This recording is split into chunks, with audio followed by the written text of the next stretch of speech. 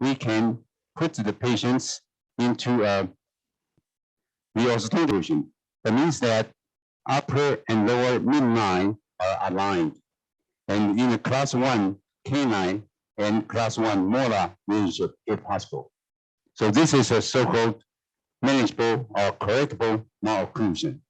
In this position, we put into a dental cast and then transfer into the computer. And into the computer, we can simulate it, and then we can have the maxilla first to correct in the new position into a position where we want. It's a so-called computer simulated.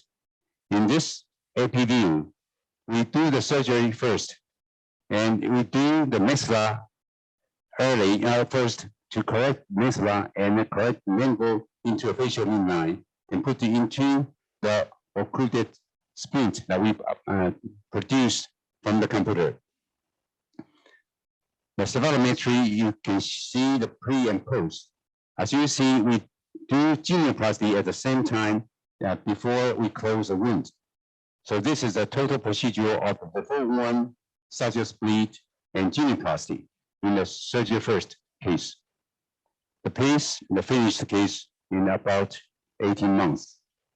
This is the teeth movement. As you see, 3 months after the teeth, 6 months after teeth, 9 months, and 12 months, and 18. Again, before surgery, immediately 3 months after surgery, 6 months after surgery, 9 months after surgery, and 12 months and finished. As you can see, the tooth movement quickly after surgery, especially in the first 4 or 5 months. This is before and after smile picture. Later view. So in this case, we can finish in about 1.5 years. For class 2 patients, in this patient, before surgery, as you can see, patient complained about maxilla protrusion, recessive chin, and recessive mandible, and lip incompetence. The occlusion is not too bad, but not in a good position, and some dentures in the anterior part. We do the mandible first, advance the mandible in that position, and then do the before one, 2 pieces, and intrude and retrude the maxilla in a position where it's better occlusal state that we prepared. From the front view, as you see, we do mandible first, advance the mandible into position of computerized preset position, and then do the before one, 2 pieces into a better position. And this is after surgery, before and after cephalometry. You can see the genioplasty that we apply the same time before we wound closure. This is a result, and you can see before and after letter view, smile view, before and after, before and after, before and after. These principles can apply to facial asymmetry. And on the left side, patient complained about recessive chin and facial asymmetry, deviated mandible, and we corrected a simulation by 2 jaw surgery. At the same time, usually we combine with genioplasty. This is a front view, smile view, and lateral view. The second application that we advise to the obstructive sleep apnea patients, very similar to the class 2 occlusion, malocclusion that we do. And we do the mandible first, advance the mandible into a position where we want, and then we do the before one, 2 pieces, advance the maxilla forward, but without advancing too much on the anterior part. This is reported by Dr. Lin before in laryngoscope and laryngoscope journal. If necessary, that we do genioplasty applied. And in this basal view, we do the mandible advancement first, that we can increase the airway by doing this. And at the same time that we can do correct the maxilla protrusion. Here is the patient. Here is my fellow in 2010 that he has severe obstructive apnea that we advised him to do the two-jaw surgery. And at that time, his AHI was over 60. By doing the surgery that we see mandible advancement and the maxilla countercoagulated and the airway improved. This is 3 months after surgery. This is 7 years after surgery. We follow up, his AHI was below 10. This is before and after profile. The third part of this application is to the cosmetic OGS. Patient will complain about his or her facial appearance because of the malocclusion, but the occlusion is not too bad or corrected before. And for much better smile or tissue. And also that we combined other cosmetic procedures like fat graft to the cheek or to the nose, or even some cosmetic procedures. Here's a patient about complaint about bimacial protrusion, mild and recessive chin. As you see here, tissue is a little bit too much and a little bit of lip incompetence and lip strength. On the profile, you can see the lip incompetence or lip strength and lips protrusion and recessive chin. Occlusion is acceptable. This is what we did, and you can see the profile of the cephalometry. Here is a simulation of her OGS by sitting back and up the maxillomandibular complex and genioplasty advanced forward. And by doing this, the patient can change from this to post. Here, front, pre and post. And smile from here to here. The occlusion is not changed. So we can debound out without any orthodontic work after 5 months. So this is a total treatment of less than half a year. This patient had OGS abroad in North America, and the patient still not happy with this result because he still looked very mandible protrusion and not a very good profile. As you can see from the X-ray, previous two-jaw surgery before, but the patient still not happy with this kind of appearance. This is because the occlusal plane still very flat and mandible still protruded. So in this patients have already corrected the occlusion in some way, but the profile of the skeletal is not good enough.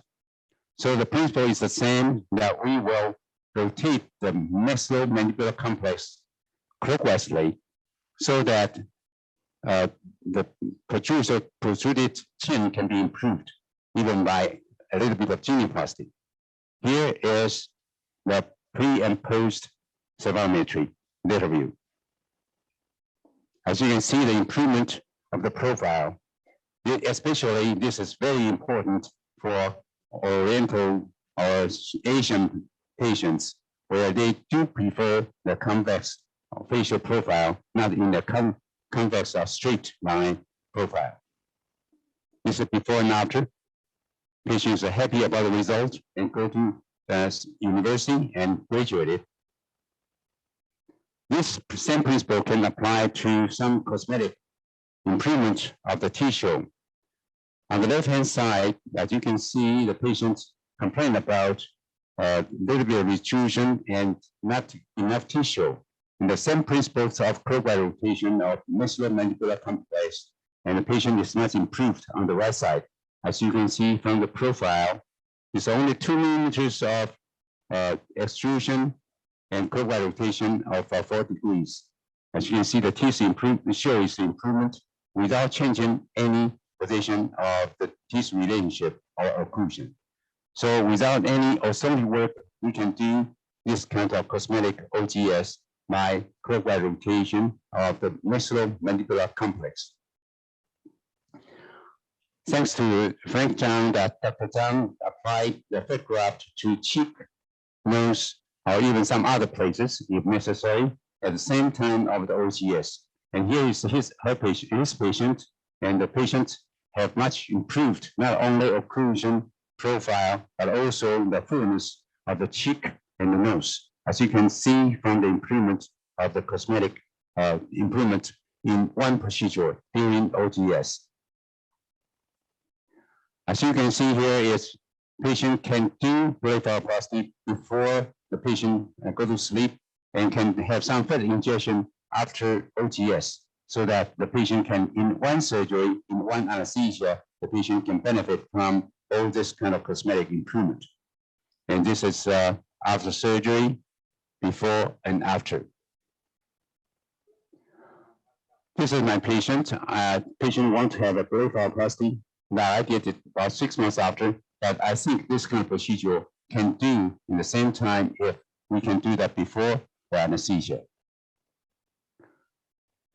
We stress on the holistic care. That means that the patient's participant, and as well that we totally care that hopefully patient can benefit from no or minimum pre-surgical orthodontics. And we do regional block and long-acting local anesthesia before we start the surgery, so that patients do not have the response of the painful experience during surgery. As well, we can reduce the painful experience after surgery. And we do removal of the unwanted teeth during surgery, so that the patient do not necessarily to have pre-surgical or 2 surgeries for her treatment or his treatment. And if possible, that no brackets, or we use the clear aligners if possible in most of the patients, especially some of our senior surgeons like Dr. Huang. We do fine-tune with final or single spoon on the table if necessary. And almost every patient, we do not have IMF after surgery. We have one patient from Czechoslovakia, and you can see that the patient is come to our office in March 2016. She's a Pfeiffer syndrome, had previous few surgeries for cranial orbital deformities, but now remains with a very retruded or anterior bone bite and the retruded nasal base. What you can see here is the anterior bone bite and the tilted occlusal plane of the maxilla. And what we did is one stage, the full one downward curve rotated bone graft in the anterior part and sagittal split to fix the occlusion. And this is after 3 months, then we do rhinoplasty with Dr. Xiao, and then fat graft, Feng Zhang help us. And this is 3 months after total treatment. And the patient go back to Czechoslovakia 3 months after. This is combined with rhinoplasty after surgery and fat graft 3 months after surgery. The occlusion from the top, you can see in March 2016, and 1 month after, and then 3 months after. The patient went back to Czech with functional, not only good speech, occlusion, eating, and everything. Here is a patient complained about that mandible protrusion, but he did not want to have orthodontic work by all this kind of dentures. And you can see here is that we do not use any brackets. And here's before and after surgery in 2012, no braces on. And 1 month after surgery, occlusion, as you can see here, we very little pre-surgical orthodontic, and here is the malocclusion is correctable. And 6 months after, you can see the teeth is now under clear aligner. This is now the tendency that patient mostly prefer for this. That's better go to school or go to work without braces on the teeth. And the patient is much easier to clean their mouth or clean their teeth the patients after surgery. And including this, that we, in recent years, we do have pre-surgical mindset. That means that patients should have a reasonable expectation, which we use that straight up very strongly in the recent years. And we apply the physical fitness or ask the patient to have a better physical fitness before surgery. That means that should have enough sleep and exercise prepared before surgery.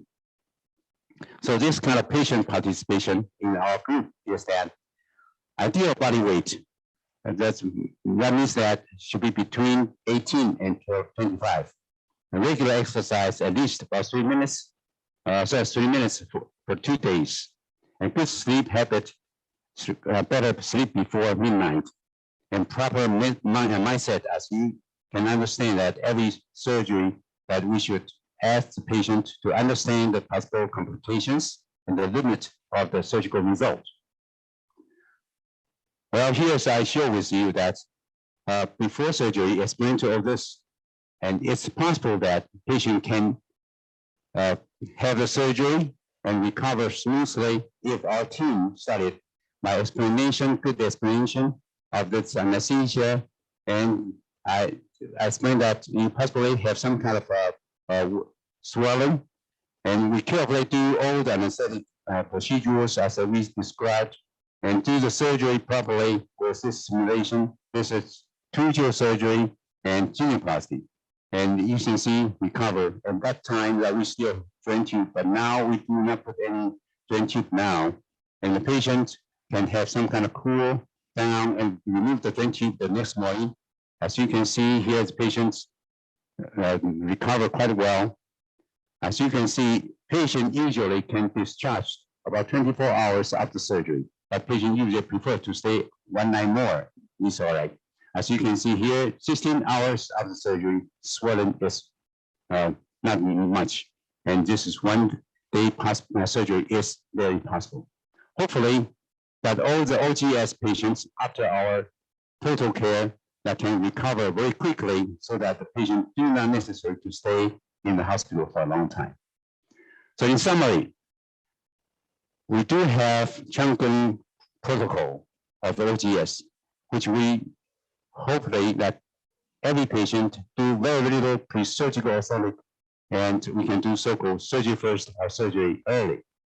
And in every case that we have extensive use of computer simulation that with computer assisted, we can produce 1 splint or double splint. So we can study with mandible or study with maxilla as we need it. But we will fine-tune this surgery if necessary. And we are OGS for sleep apnea that we do very extensively for functionally improvement. We combine with our sleep center and the physicians that we carefully screen the patients. And cosmetic OGS is now getting more and more. After an effective so-called camouflage ostomy work for skeletal problems, then the patient will come back for the cosmetic OGS. We can combine fat graft or cosmetic procedures during surgery so that patient can benefit in one procedure and improve not only occlusion, but also cosmetically. And holistic care is very important that every patient that should have good mindset and physical fitness before surgery. So thank you for your attendance and hope you enjoy the whole program today. Thank you.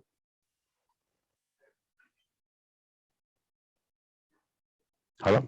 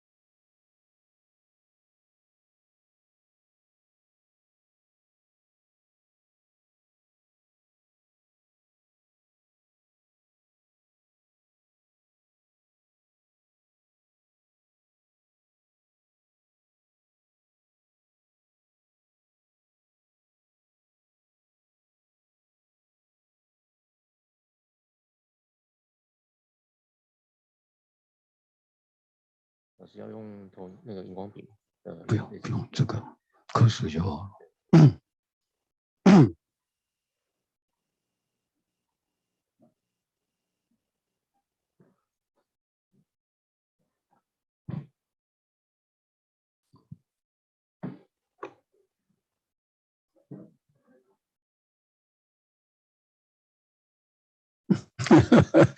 好，开始。Okay. Okay. For my dear fellows from more than 55 countries, today I will introduce one very important orthodontic concept to help you to do the surgical first approach. And you can see link to our ebook in the web page of Taiwan Craniofacial and Curb Palate Association for the basic concept for surgery first approach. In the last 40 years, in Chang'an Memorial Hospital, we already carry out more than 10,000 cases with surgery first approach.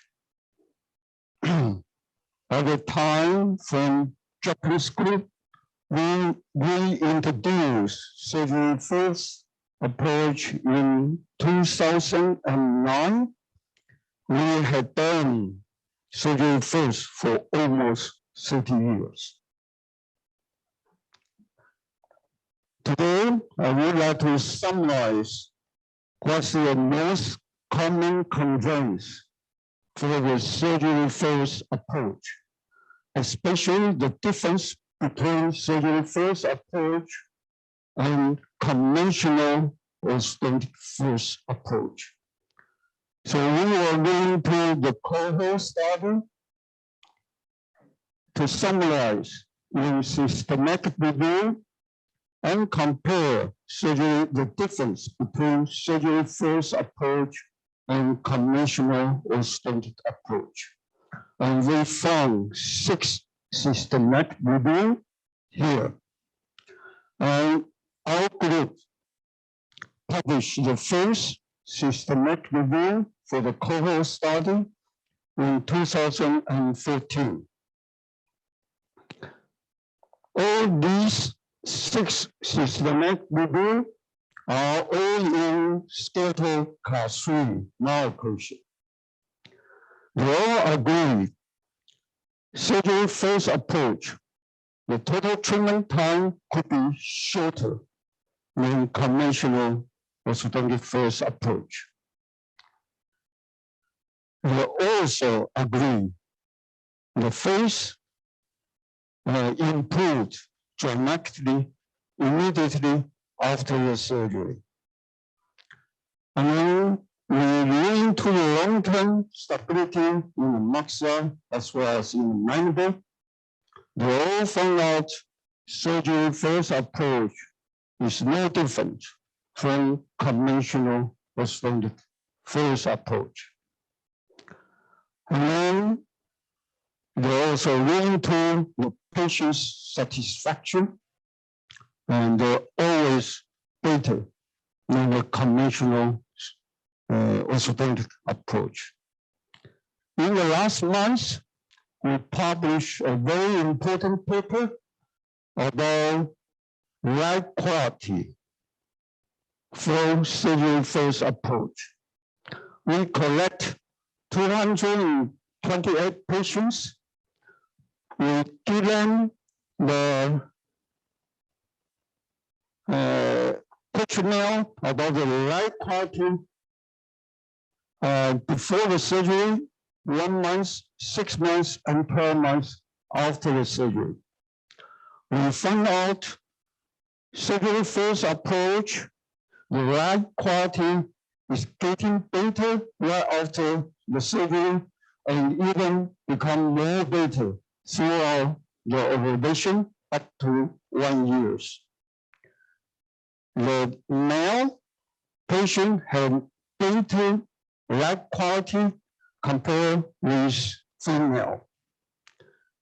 The younger age of the patient had better life quality than the older age patient. And class 3 malocclusion had better satisfaction than dimaxillary protrusion group or facial unsymmetric group. And then we also run into the facial aesthetic domain. We can see patients feel satisfied about their face change right after the surgery, and then continues on even more better by the end of the orthodontic treatment. The dental occlusion becomes worse right after the surgery. However, the biting, the chewing function becomes better after orthodontic treatment 2 or 3 months later. The social aspect demands and patient found out the interpersonal relationship is much more better throughout the whole treatment too. And then we lead to the long-term stability in the mandible, especially the point at proconium and midpoint. All these 6 systematic reviews point out the difference between conventional orthodontic approach and surgery-first approach. The horizontal relapse at proconium and midpoint most of the time is less than 1 millimeter.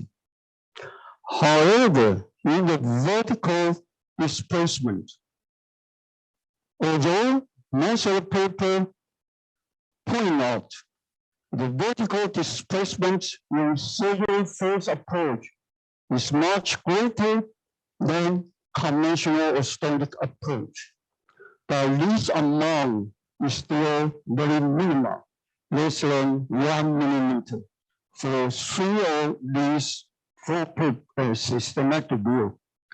However, in the last 2 systematic reviews, they point out the vertical displacement for the proconium and midpoint is greater in more than half of the review. But we can point out even the vertical upward displacement for the surgery first group, it didn't affect the forward movement of proconium and midpoint. And then for the people doing the orthodontic first approach, they are thinking to move the maxilla or mandible along the occlusal plane.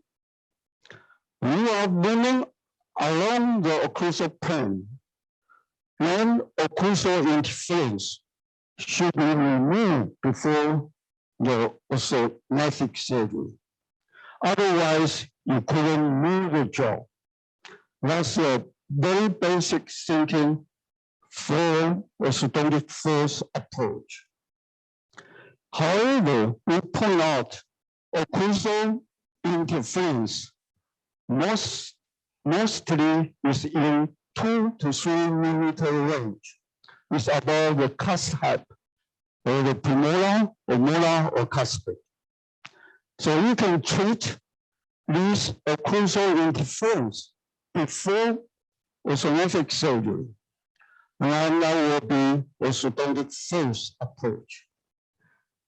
However, you might spend 6 months or more to treat all those occlusal interference, or even you need to expand the maxilla, because the maxilla arch most of the time it might be narrow. And those occlusal interference could be treated after orthodontic surgery. And that will be surgery first approach. And we have a lot of strategies to avoid this kind of also occlusal interference However, today I will bring a new concept about clockwise or counterclockwise rotation or occlusal plan. By clockwise rotation of the occlusal plan up about 2 to 3 millimeters, we can avoid all those occlusal interference. So you can go ahead and do the surgery first approach. So for the orthodontic first approach, we are thinking about moving maxillomandible along the occlusal plane. And so many different methods already point out how to do it: incisor tipping, rapid palatal expansion, intrusion, extrusion, extraction, or retorque. But that's all take time before the surgery.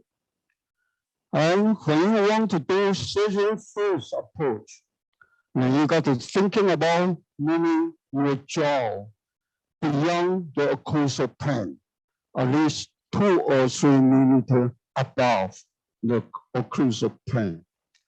We can take a mat with thicker splint, about 2 to 3 millimeters, so we can avoid the occlusal interference. Or you can do the arch coordination by moving the arch forward, backward, or upward or downward. Again, this tolerance is also about 2 to 3 millimeters without doing any orthodontic treatment. Overcorrection, all the orthodontic surgery always have relapse.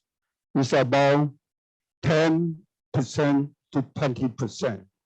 So it's about 1 to 2 millimeter range there you can play around to avoid doing orthodontic treatment.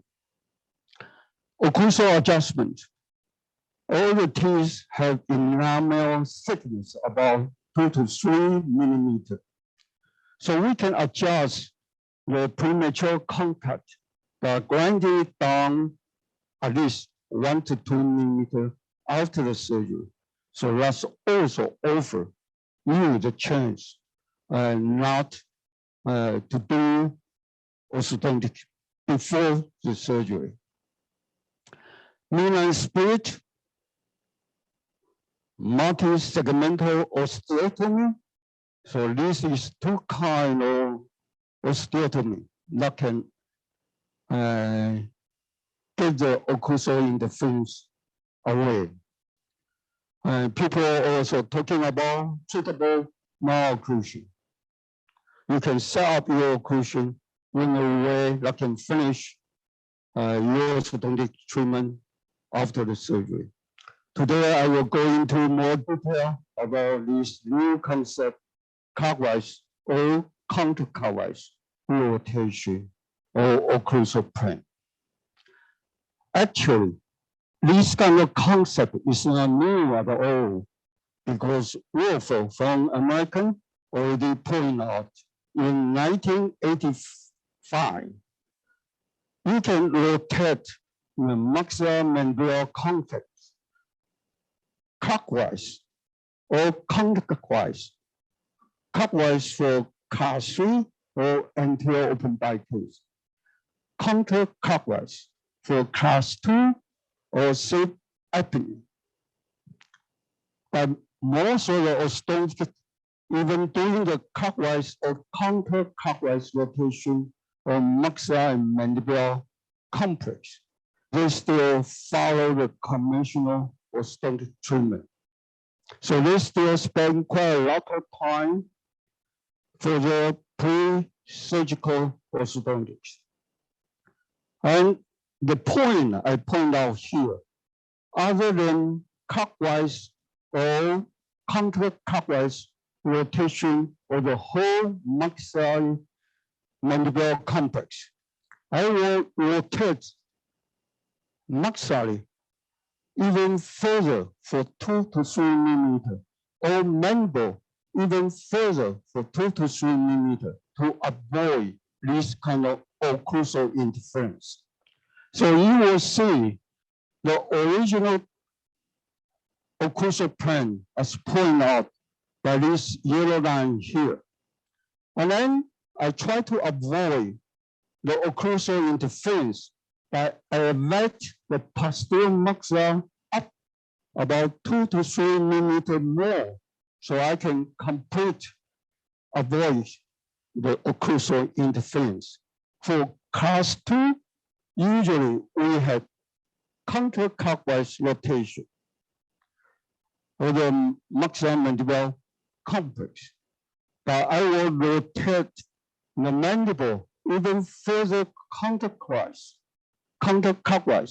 about 2 to 3 millimeters. So you will see this kind of counterclockwise rotation of mandible. So just like you already know, orthodontic surgery has yaw pitch rotation. So on the top of yaw pitch rotation, we add a small amount of counterclockwise or clockwise rotation to avoid this kind of occlusal interference. So I will use 3 cases to illustrate this concept. The first case is 21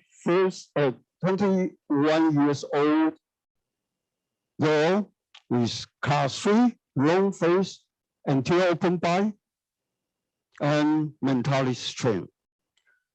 We had done bimoxillary surgery, and usually orthodontic will start right after the surgery and take 1 year to finish.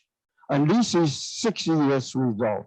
You will see the long-term result is still remain very stable. And that's the occlusion before the surgery. Very constrict maxillary dentition, crowded lateral incisor, crowded lower incisor.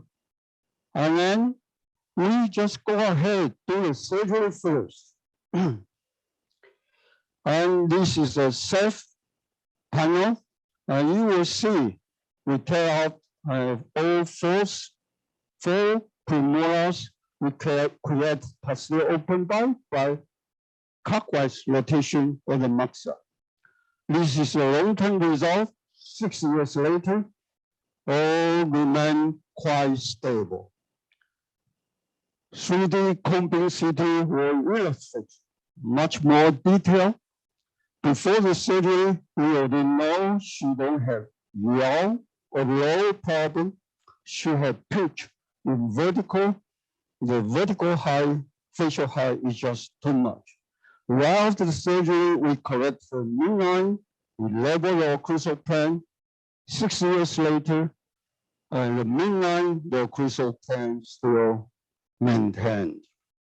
So in the lateral view, we will see she don't have yaw, no low, only pitch in vertical, pitch in AP. Right after the surgery, we clockwise rotation of the maxilla, we create posterior open bite here. So we avoid all those occlusal interference. So we can go ahead without any orthodontic treatment. 1 year orthodontic treatment, and this result, we will see the open bite already correct and maintained very well 6 years later. And then we move into more detail. The original occlusal plane or parallel plane is illustrated in the yellow line. The clockwise rotation of the parallel plane, we draw it here, and you will see this is clockwise rotation of the parallel plane. And then occlusal plane 2, she had clockwise rotation of the occlusal plane. And the soft tissue maintained well too. And we set back the mandible almost 12 millimeter. And the point you got to pay attention to is still open bar is 4.3 millimeter at second molar area. Even with 4.3 millimeter open bar, you can close down within 2 to 3 months after the surgery and maintain well at 6 years post-operative. And the facial appearance in lateral view also appear in good balance. The second case we present here is class 2. You will see this kind of retreated chin with mentally strained, lip incompetence, smiling, gummy smiling. 7 years later, we did a biomaxillary surgery first. And you will see the facial appearance, the functional occlusion still maintained very well. This is lateral view before and 7 years after the treatment. And that's the frontal view. You will compare, and we extract a lot of premolar, 3 premolar plus 1 molar. And you will see the bite maintained very well too. And the occlusion certainly is improved very well. And this is pre-op Compton CT. We will see the mandibular plan have a low problem, 5 millimeter for the mandibular plan, 2.5 millimeter for the occlusal plan. Occlusal plan tilt is right side up about 2.5 millimeter. And pitch in 22.6 millimeter. So that's the goal for our surgery. We want to advance the chin as well as to level the occlusal plan. 1 week after the surgery, we took the Compton CT, and you will see the occlusal plan, the facial midline already correlated. The occlusal plan already level, become 1 plan. We create posterior open bar here, and they have clockwise rotation of the maxilla, counterclockwise rotation on the mandible. And we go into more detail about the occlusal plane change. The original occlusal plane in yellow line, we clockwise rotation of the upper occlusal plane. And then we counterclockwise rotation of the lower mandibular plane. 7 years later, all those occlusion maintained very well. Correlated facial midline, leveled occlusal plane, the soft tissue, the hard tissue, they show very stable result. The final case I will present here, because quite a lot of orthodontic we try to use regular conventional orthodontic to treat class 3 case. This 25 years old girl had been through 2 times full orthodontics. That means she already spent 5 to 6 years to retract the lower mandible and try to improve her prognostic mandible. But she still end up with unsymmetric face. This is a photo. We do the surgery first approach by maxillary surgery, and you will see 6 years later, the face still maintained quite well. All facial unsymmetric removed. This is her dental occlusion before the surgery, still in mild, class 3, mild, low dental midline deviation. And this is a occlusion 6 years after the surgery. And we into the lateral set, we will see two levels of occlusal plane, that means occlusal plane tilt. Two plane of mandibular plane. And so you have a low problem for occlusal plane as well as for mandibular plane. However, her face in lateral view is quite good. So there's no pitch problem. And we will see this kind of your problem is about 8.1 millimeter.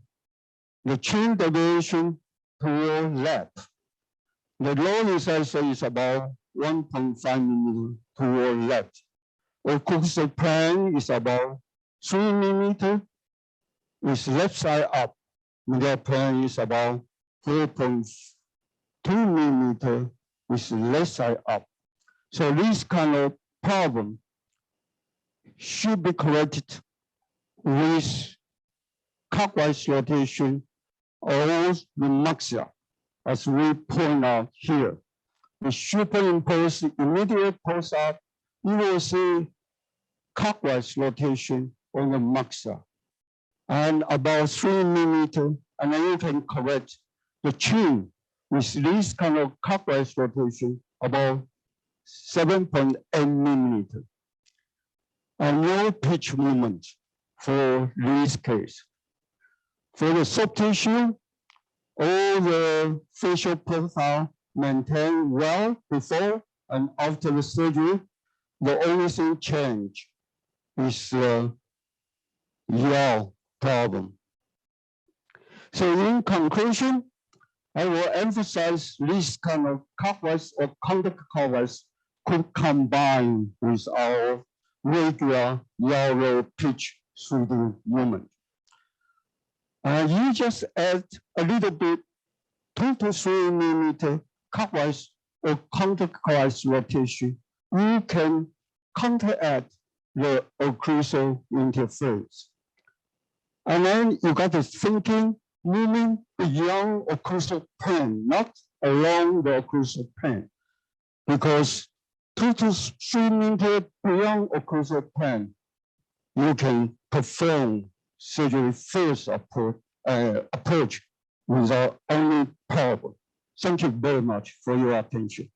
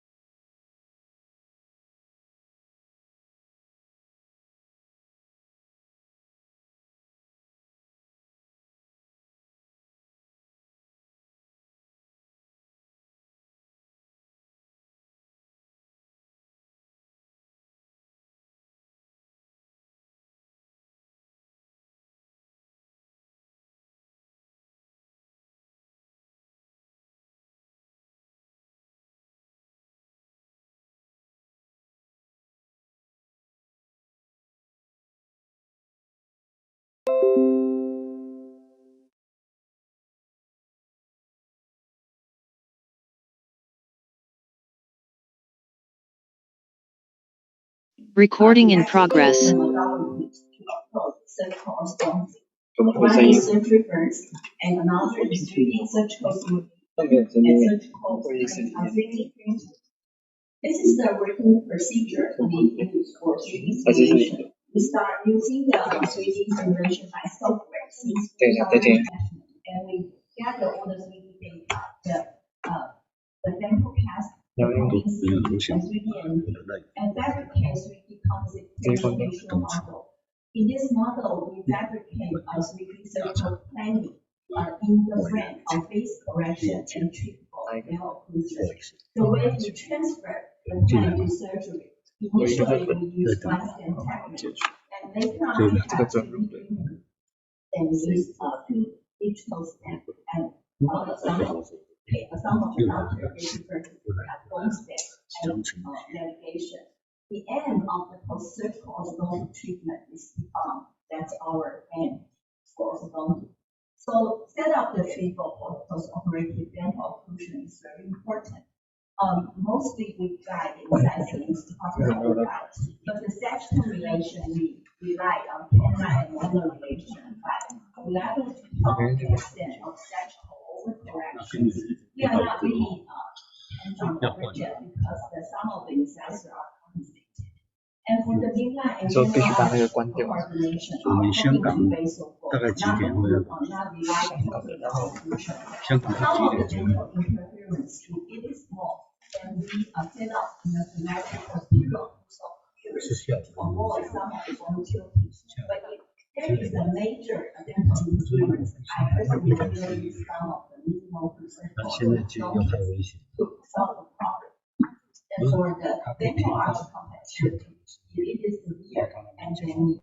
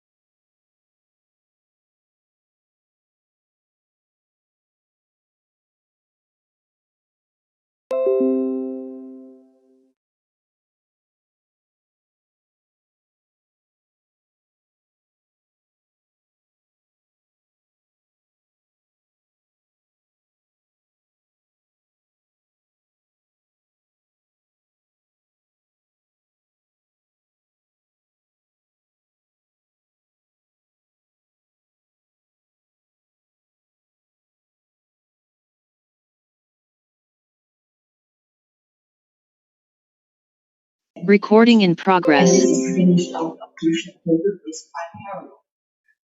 And how about the maxillary incisor? We did a study to see that if we do an upright 60 degree,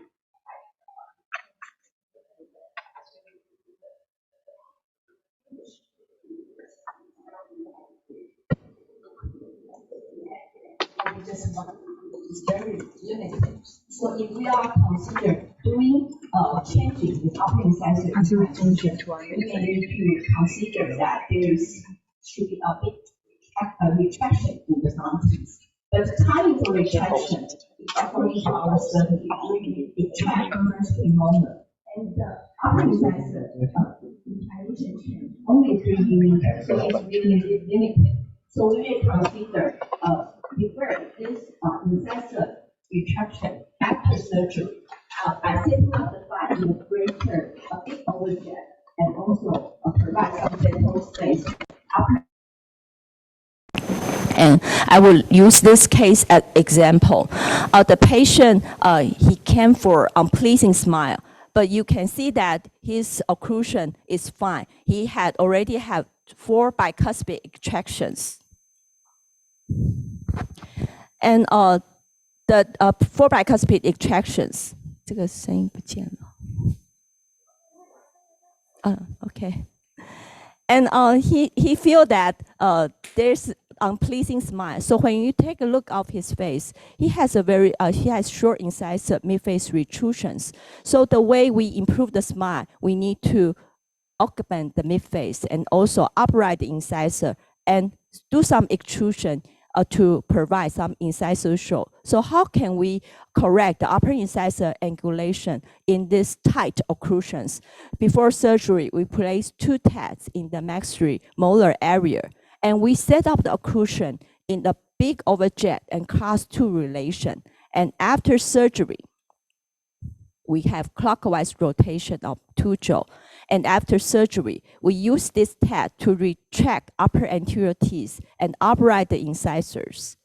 And this finishing of the occlusion, her smile is good. And as we see his lateral set, the occlusal plane has major change in a more tilt way. And also take a look of the superimposition. The upper incisor has a significant retractions by this treatment, even though the overjet is really limited. If a patient has multiple processes and OSA, sometimes it's really complicated and it needs multidiscipline of dental treatment to do his overall treatment.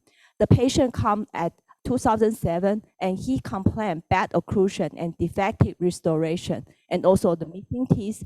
And after we explained to him about the treatment plan, it's complicated and he ran away. And we saw him at 2019 and he had all his prosthesis done and also implant. And he also had as orthodontic treatment by 4-by extractions, but the facial profile is still flat. So the OSA problem still bother him.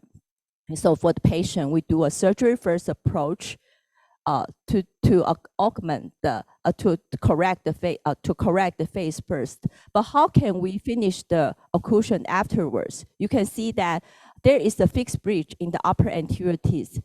If this one should be have some further management, otherwise we cannot finish the occlusion.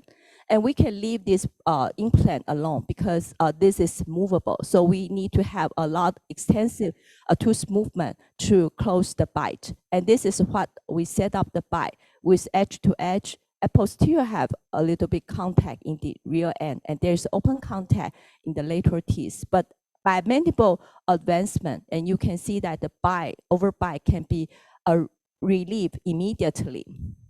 And this is the treatment simulations. And he has differential maxilla and mandible advancement by counterclockwise rotation.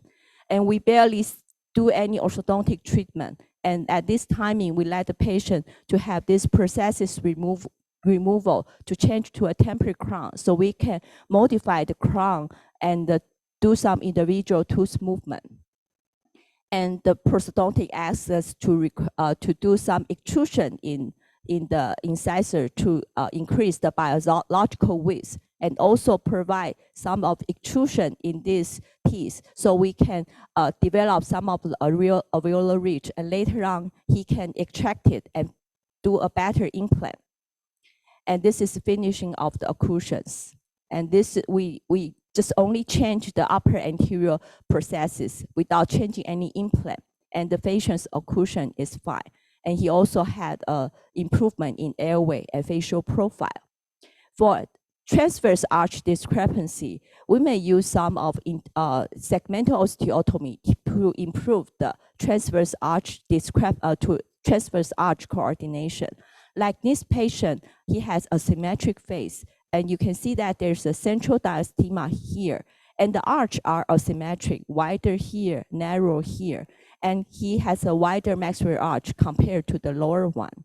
So during the surgery, we had the midline split to change the arch form and shifting the maxilla mandible toward the left side and adapt the ramus and also do some contouring in the border and clockwise rotation of the maxilla and mandible. And this is a change of the maxillary width by decrease around 3 millimeter in the posterior. And this is finishing of the occlusion.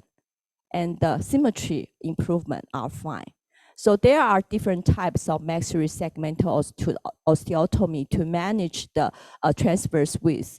If we don't do any extraction like this case, we may need to create 1 to 1.5 millimeter space to perform some of the interdental cut for surgeon to safely do the segmental osteotomy.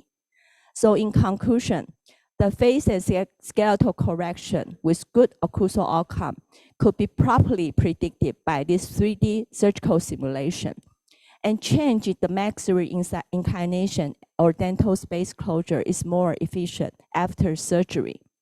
And for surgery first approach, the molar could undergo extensive extrusive movement. And as our study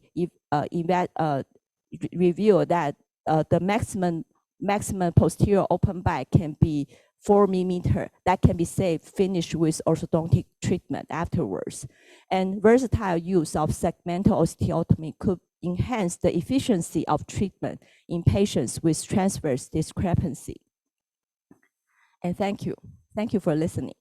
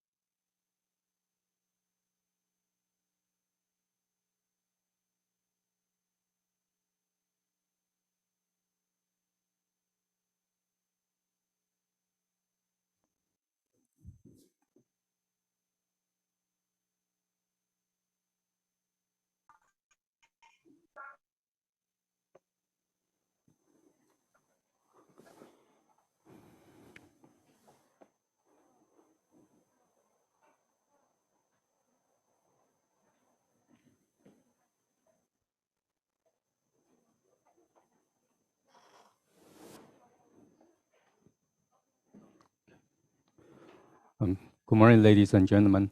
I am Dr. Chen Wu from Taipei Veterans General Hospital. It's my pleasure to have the opportunity to share my clinical experience on the computer-assisted protocol in orthodontic cases. And we have heard a lot the master talk about the 3D application on the orthodontic cases. And we also see the benefit of the 3D power. So as a surgeon, how do we plan it and how to execute the plan? So today I will use my as a surgeon's perspective to talk about the protocol.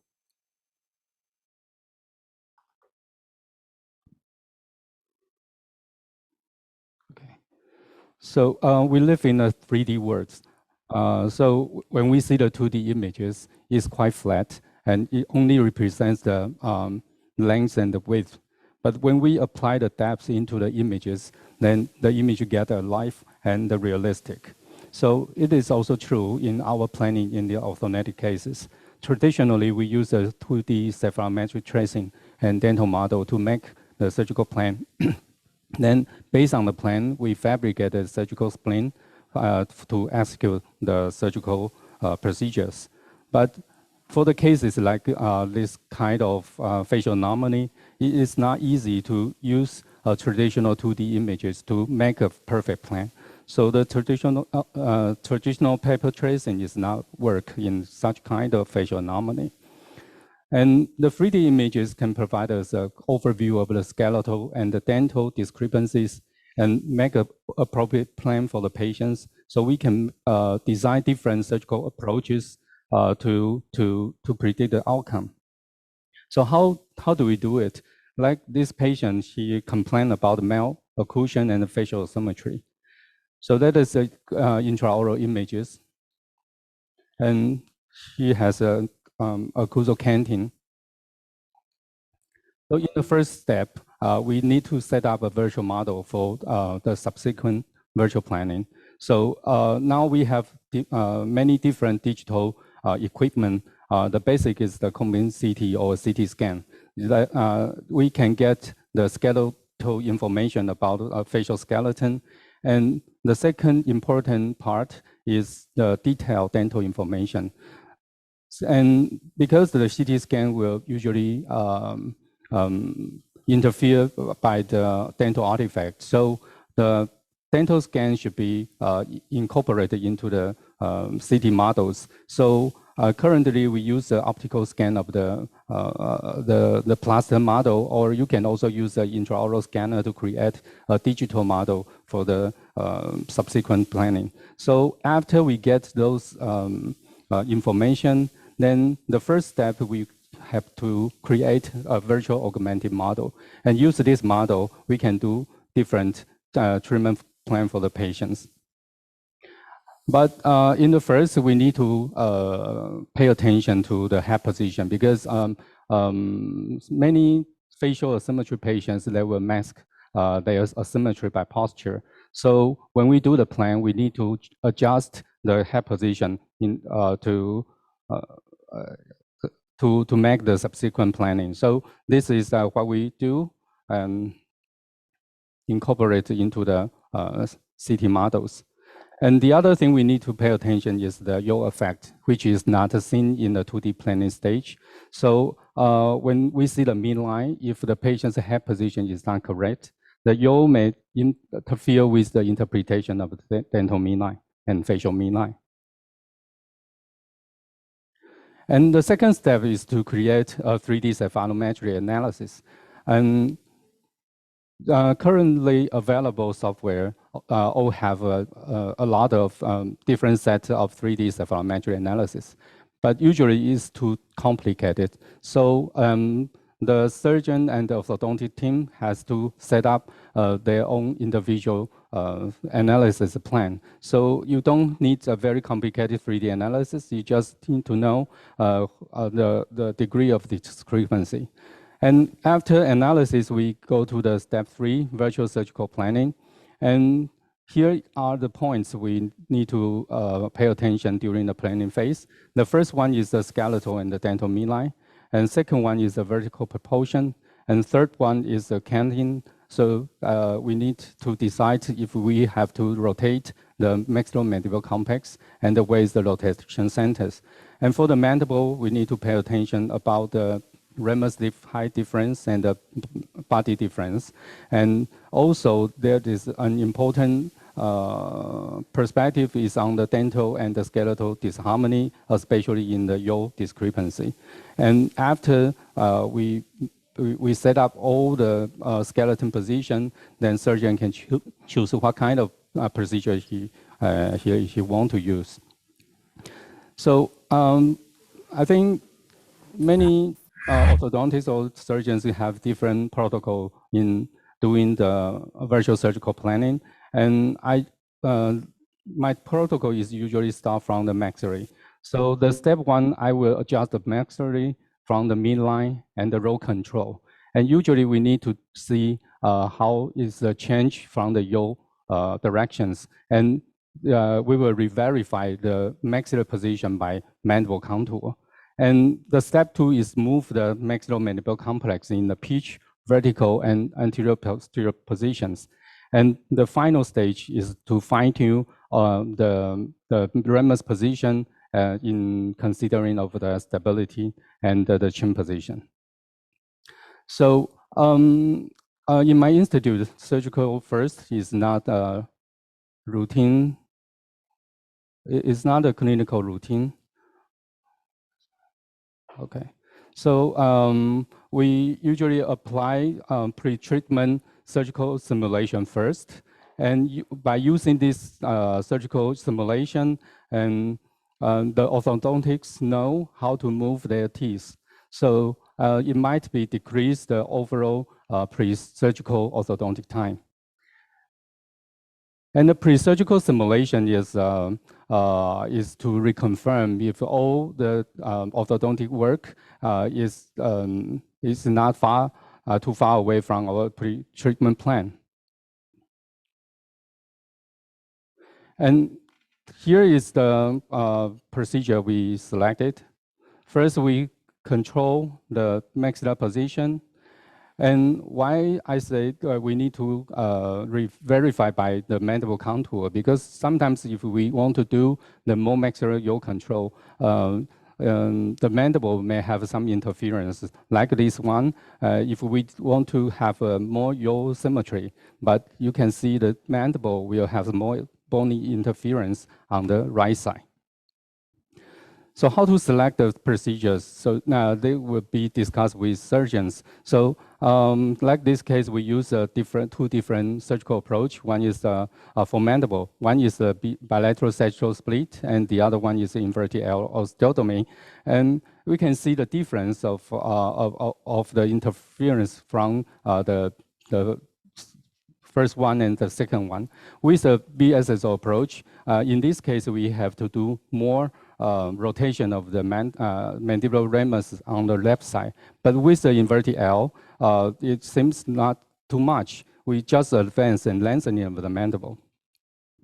So the case we choose the inverted L. So in the other cases, we might find if we can, because inverted L is not so easy to perform. So when we, as a surgeon, we can check the interference if we can manage it during operation. So like this case, we can also do some the lingual splitting to avoid the bony interference. And the next step is how to choose which jaw goes surgery first. And my concern will be in the occlusal interference and the condyle sac. So like this case, if we do the maxillary first case, it will have a very intense dental interference in the right side. So we when we do the surgical spleen, we need to open up the mandible. But with the mandible first, then we can see the clearance of the occlusal interference. So like this case, I will choose the mandible first. And the next step is to transfer the surgical plan into the operating theater.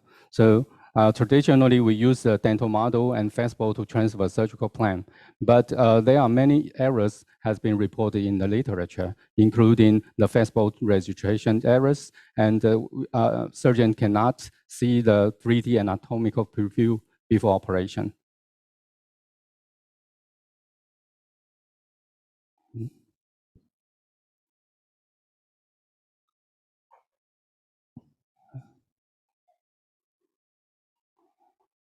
Sorry. No, the slide is not right.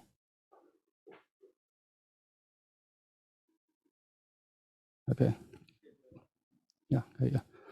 And the 3D object in the space has a 6 degrees of freedom. So the freedom is just like this. So how do we control it? The CAD-CAM spring only provides the intermaxillary relationship. So the surgeon still has to rely on some reference like a bone marking or soft tissue proportion measurements to decide the final skeletal position. And this paper published in 2016, they studied the interocclusal wafer. They can very good control on the transverse direction of the maxilla and mandible, but the vertical control is much less precision compared to the horizontal control.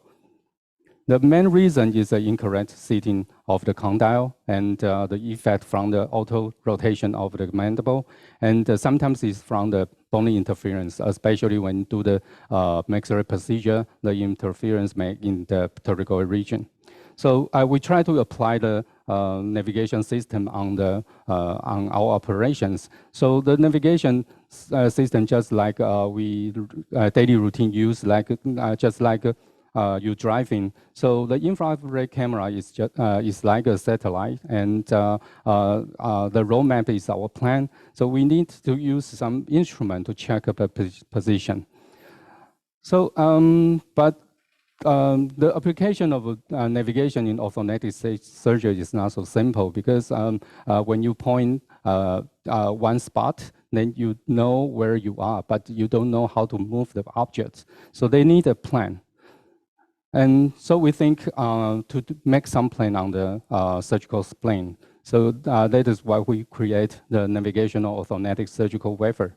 And our concept is that if the 3D spatial relationship is correct of this wafer, then the maxilla will be in the right spatial 3D spaces. So during the design phase of the surgical spline, we mark some trajectory on the surgical spline. And so we can trace in this trajectory to know if we control the roll or pitch or yaw in our plan. So that is a surgical spring we design. So when you print out the surgical spring and down fracture the skeleton and put on the spring, then we can check the spring, not to check the bone position. So that is the pre-surgical work. We incorporate the plan into the navigation system. So in the navigation system, we can mark of the trajectory.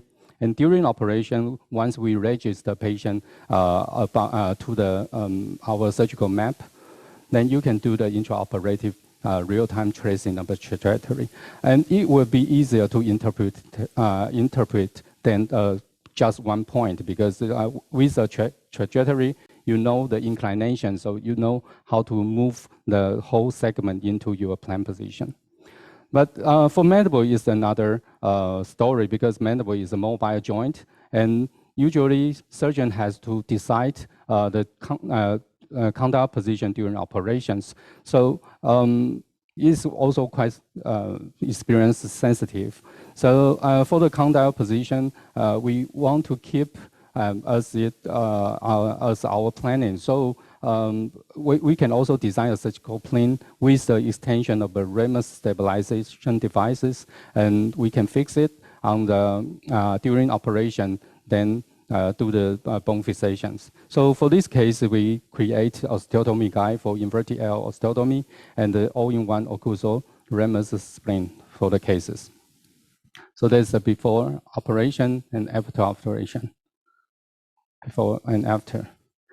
And the benefit of 3D is also to do the post-operative evaluation. So like this case, we do the post-operative images, then we incorporate the image to our pre-surgical plan. So you can see the maxilla position and mandible position is well aligned into our pre-surgical planning. But I think Remus is not easy to control. So we can get a very good anterior posterior control, but the horizontal control sometimes will influence by the fixation apparatus. And the other case is also a severe facial asymmetry, and we can see the canting of the maxilla, occlusal plane, and severe deviation of the mandible. So as our virtual surgical planning technique, we do the maxilla rotation first and decide the right maxillary position. And then for the mandible, we usually use the BSSO to correct the mandible problem.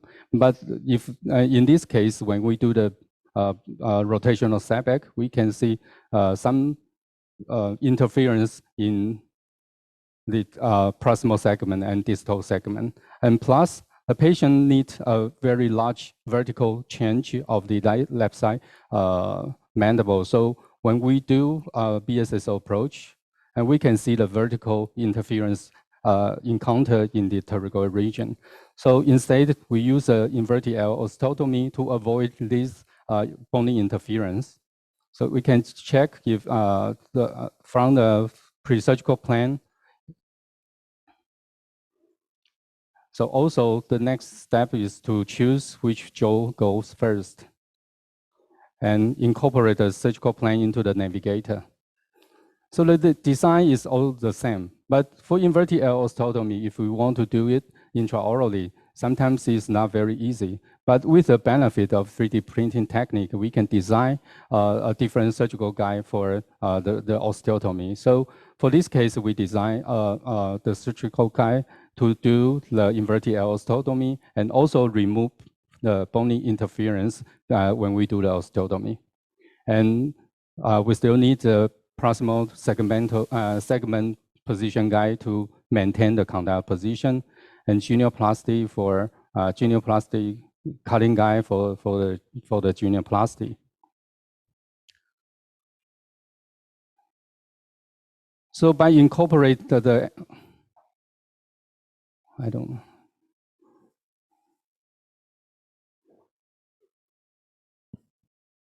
它常都会一直跳到前面。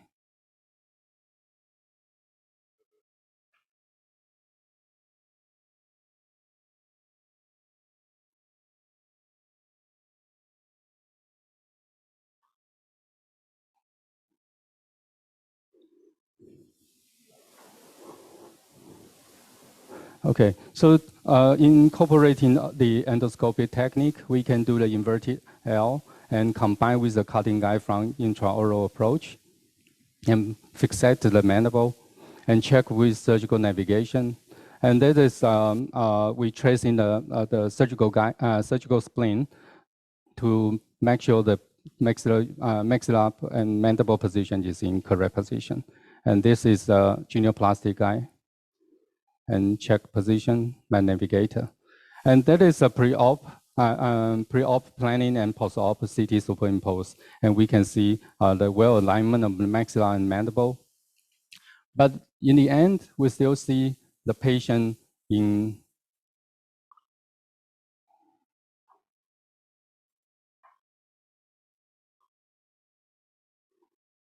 still look a little bit symmetry. So we can use the post-operative images to evaluate what is happening during operation or during our planning phase. So there is the mandible before operation. There is the initial one.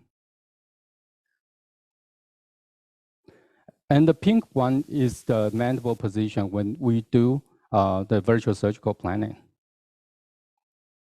And the blue one is the post-operative mandible position. And we can see the blue one and the pink one is not deviate too much, but the planning mandible position is largely different from the original mandible position. Sometimes in the severe facial asymmetry cases, it might be happen during the orthodontic phase. They create some occlusal interference, so the mandible may not sit in the right position. So you can see the superimpose of different stages of the mandible. We can see the surgery can create a stable condyle position, but the condyle position before operation should be right. So during the planning phase, we need to recalibrate the mandible position if that is in the correct position of the condyle fossa. And this case is a class 3 CLAP case. And as we can see, she only has few teeth and a residual oral nasal fistula here. So for this case, we need a plan for restore the patient's function and aesthetics. For the functional part, we want to establish an ideal jaw relationship. So we will apply the FORT1 advancement and BSSO setback to correct the epi discrepancies. And secondly, we need to normalize the arch coordination. So the anterior maxilla has to be expanded and closure of the oral antral fistula. So for the aesthetic part, we need to take care about the vertical and central proportion of the facial patient's aesthetic and create a good lip support and dental show. So, so before we do the planning, we need the final prosthesis position. So we can ask the prosthodontist to create a molding first. So we can try in the temporal denture and use this denture as a guide to plan our skeleton position. So this is a procedure like backward planning, and we use the patient's virtual augmented model and incorporate the digital scan of the denture to create artificial dental position. And use this dental position, we do the surgical plan accordingly with the dental relationship. So then we can know the bone, how the bone can move.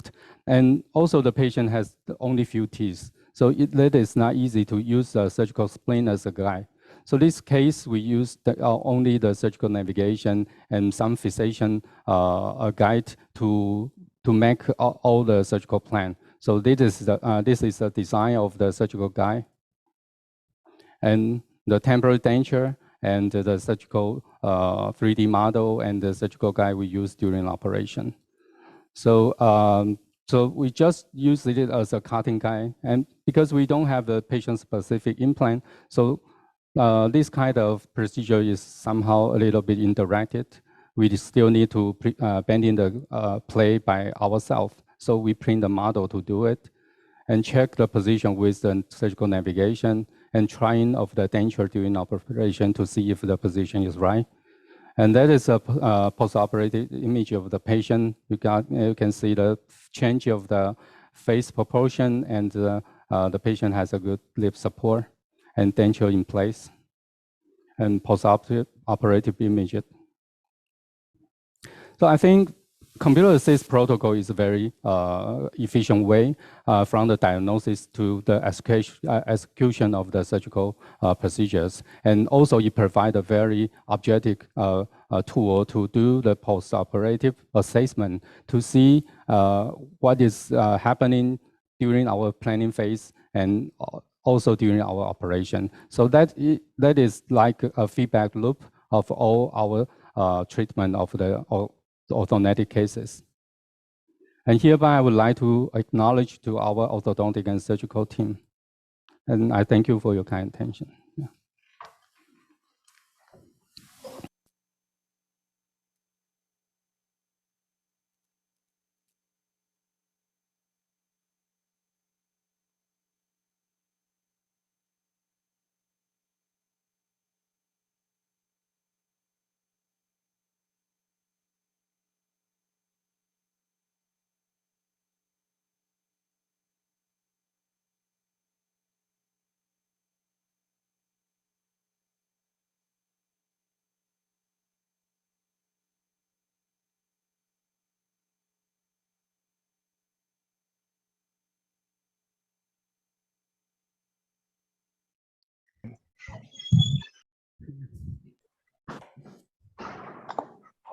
等一下，我们只有一个问题，然后我会请教。还没开始，有些等讨论，我们会请。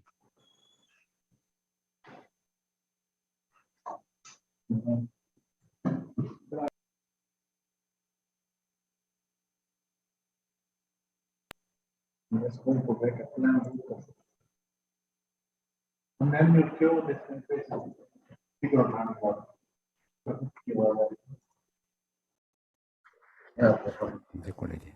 哦 ，OK。Okay, we will start our question time.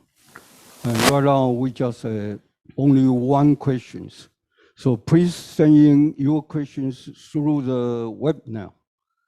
and we will try to answer every question. So the first question will be what extreme clockwise or counterclockwise rotation of the occlusal plane cause TMJ problem? Is there any limitation, and what's the normal range? So I would like to consult with all our speakers here because they have a very good experience in orthodontic surgery for more than 20 years. So the first speaker I would like to consult is our Professor Ray Chen. Professor Chen is my lifelong time partner. Without his expertise in surgery first approach won't be possible. So Professor Ray Chen, could you answer this question? Thank you. Well, as a surgeon, I appreciate all the orthodontic collaboration, and surely Dr. Wang helped me a lot, and surely Dr. Ke and all the colleagues of the orthodontic work on this kind of OGS. Well, for this kind of clockwise rotation or counterclockwise rotation, in the surgery part is the completed clockwise rotation or counterclockwise rotation of the MMC. Means that the maxilla and mandible complex can do the clockwise rotate or counterclockwise rotate on the table. Well, for maxilla, any kind of rotation, counterclockwise rotation, do not affect the mandible or the condyle. Only that the MMC complex, when you rotate it, then before you fix, you worry about the TMJ problems. Well, for mild rotation, I don't think that's a problem because all the mandible movement can induce the condyle malposition or displacement. So for surgeons, the key point is that how do you put the TMJ or the proximal segment back into the normal position or previous position. So for surgeons, before we fix, we will try to fix the condyle or the proximal segment into the most backward and upward position. So that's the principle. So if you keep that principle, and before surgery, you can simulate it in the computer. That kind of movement, the proximal segment, do you have any premature contact by the distal segment of the mandible? If there is, when you put back the proximal segment, any kind of premature contact, you can feel it, and then you should reduce it. Well, we can do some kind of distal segment part of the postmolar part fracture if there's a premature contact, or you can burn out the premature contact. So that's just the only part that can interfere a lot of TMJ problems during surgery. Well, I think that's the other way is the design of different type of the osteotomy, as the last speakers talking about the inverted osteotomy, and instead of the biosagis split, so that you can prevent it. But for clockwise rotate and counterclockwise rotate usually do not affect too much on the contact position if you prepare for the premature contact. And for the yaw and roll, that will really interfere a lot of the TMJ problems. So this as a surgeon that I just discussed with all this kind of problems with you. Thank you. Thank you, Professor Chen. And then I would like to consult Professor Ke for this question too. Professor Ke also is a chief editor for Taiwan Orthodontic Journal. Professor Ke, please. Thank you. I would like to separate the question into clockwise and counterclockwise rotation. As an orthodontic, we design the surgery, and for clockwise rotation, we may need to impact the maxillary posterior teeth. So sometimes if we plan to do that, clinically, I will check the patient's dental alveolar height. If the dental alveolar height is limited, in the posterior.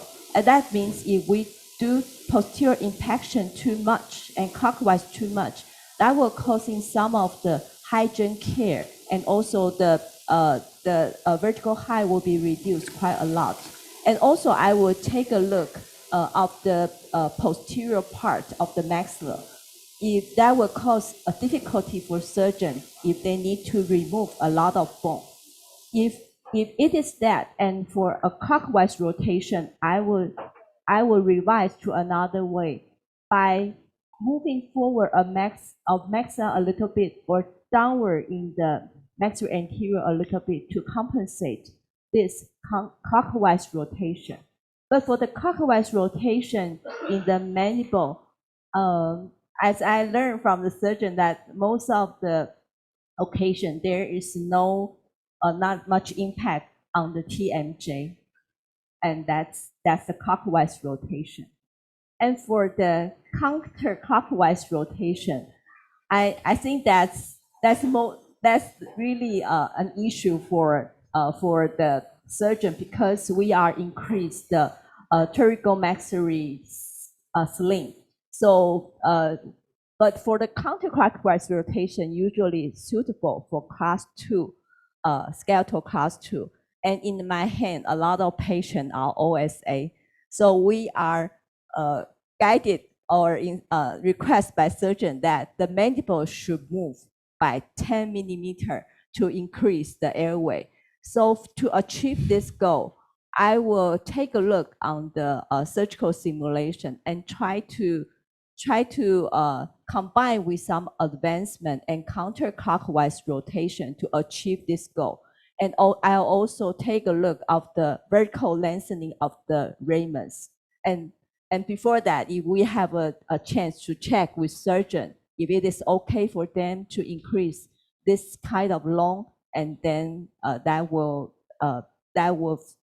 feedback for us and revise the plan.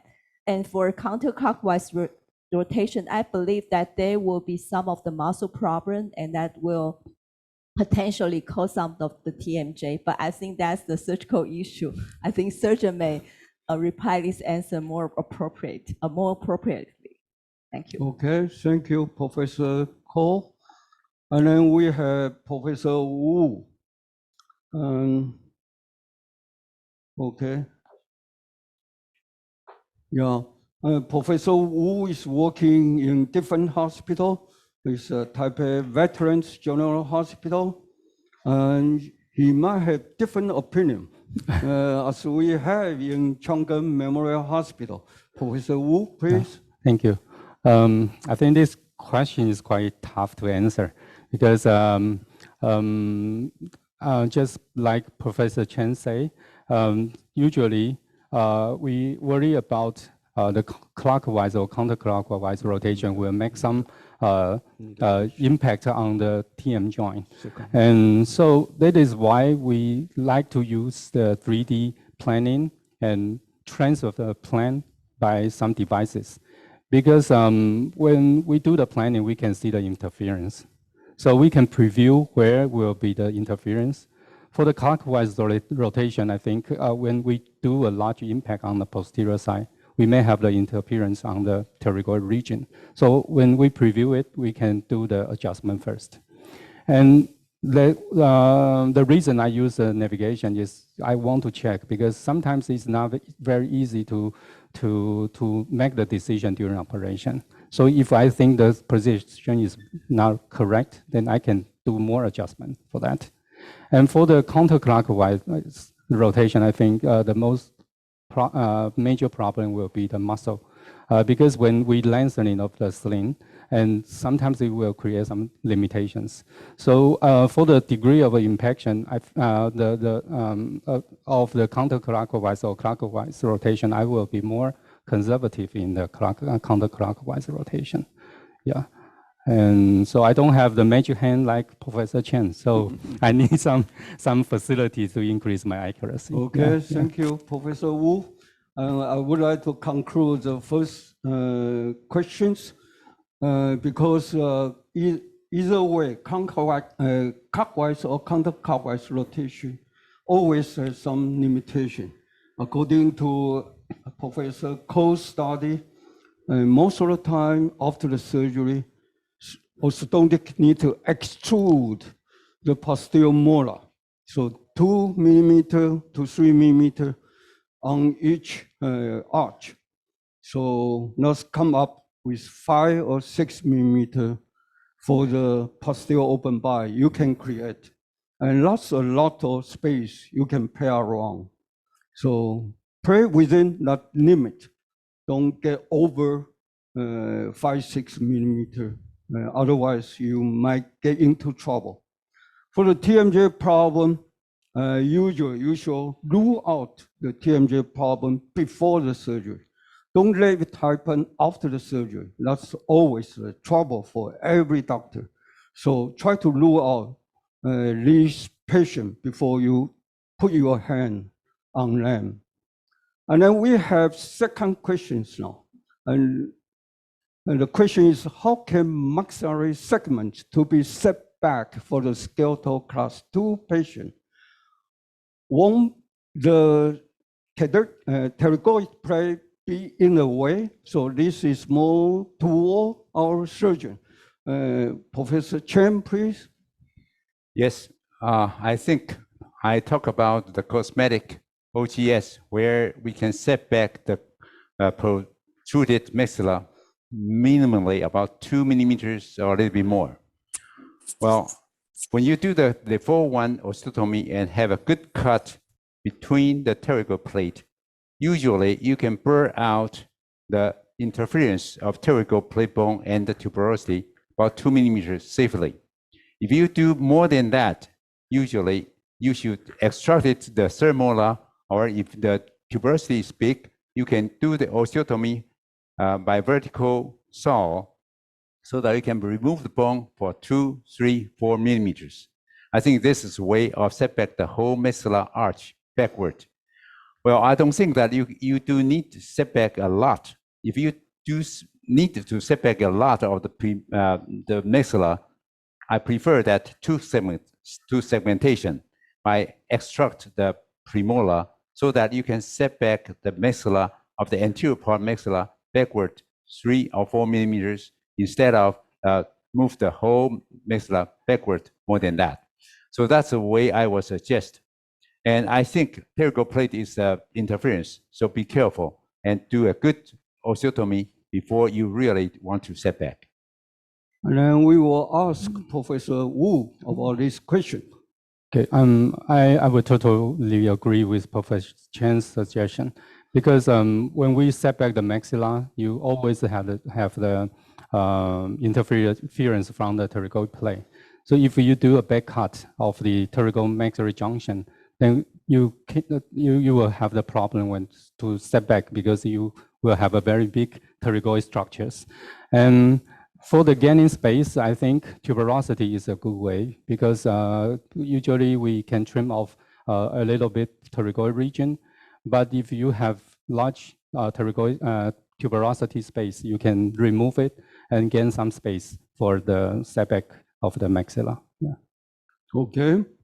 So I would like to conclude these questions again.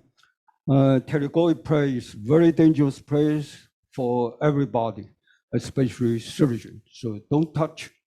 You want to set back the maxilla, please extract the wisdom teeth. Usually the wisdom teeth is still intact. So you remove, after you do the default one, remove the tooth stream. So you have about 7 to 8 millimeter space there. And you can utilize this space. So cut through the maxillary tuberosity before in front of the pterygoid plate. Don't touch pterygoid plate. And then you still can set back the mandible as much as 5-6 millimeter. Yeah, right?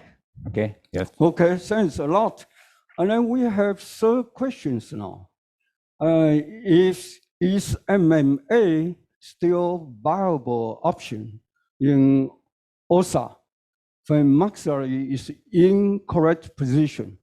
Could only BSSO advancement and advancements or genioplasty solve the problem?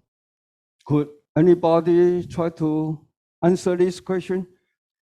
Okay. Yes, first that we do have a panel or the section tomorrow afternoon for the OSA, especially in the morning. I think it's around the noon time for OSA. I think that Professor Lin and his group that have a long-term result report, especially for this.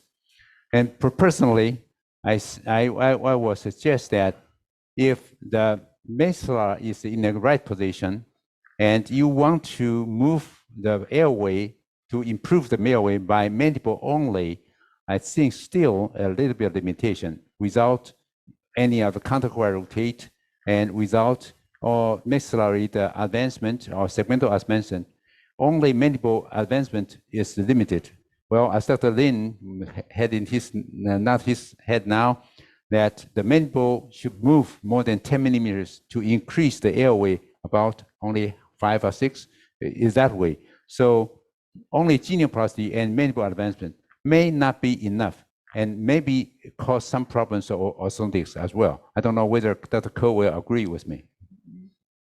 For the MMA, usually the surgeon, I learned from surgeon that they will take 2 lateral steps to advance the mandible and without advance the mandible to see the airway changes. If the patient advance the mandible and the airway are increased, and that maybe work for MMA, but you need to also observe and talk to the patient if that position are tolerable for them. If they are tolerable, I think for the MMA still work for the cases, especially if the patient with good maxillary position and a retrusive mandible with big overjet, that means they have a big range to advance the mandible and within the normal occlusion. Otherwise, they need to set out in a anterior crossbite. But for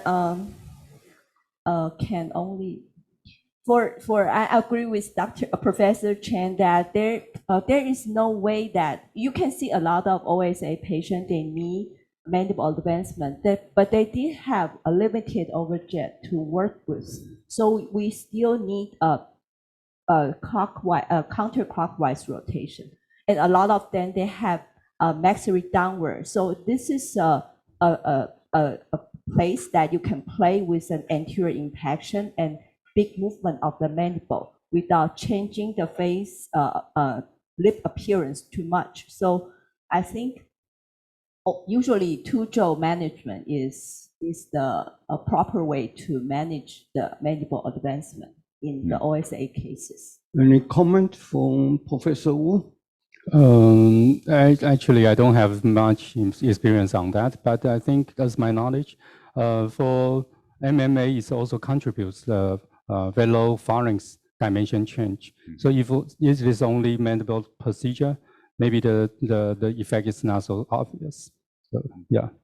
Okay, and then I will conclude these questions.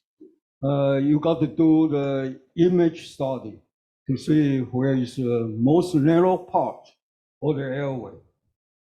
If the narrow part is in the mandible tongue area or low airway area, certainly you can do BSSL to advance. But most of the time for OSA patient, the airway might go up to the nasal pharynx area. So you still need to do bimoxillary advancement. And then facial appearance will be the problem. So in our MMA, usually we advance maxilla, but at the same time we will set back the anterior maxilla by segmental osteotomy. And then the lower mandible will advance as much as possible. So in this way, you solve the OSA problem as well as improve the facial appearance. So that might be the conclusion remarks for this question. Any other questions so far? Or any other comment about the previous questions? Any more? Yes, I will comment that Actually, in the following sections, focus on different pathology like class 3, class 2, cleft, and OSA are all well included in our forum. So in different sections, we'll more in detail discuss about the diagnosis, technique, follow-up, long-term result will be discussed. So stay with us. I think you will get all the answers, all the questions that you raised in our section. So if there's no more questions, and then we will conclude this section. So thank you for your attendance. Thanks a lot. Thank you. Okay, thank you. Thanks. Thank you. 谢谢，谢谢喽，谢谢喽。不错不错。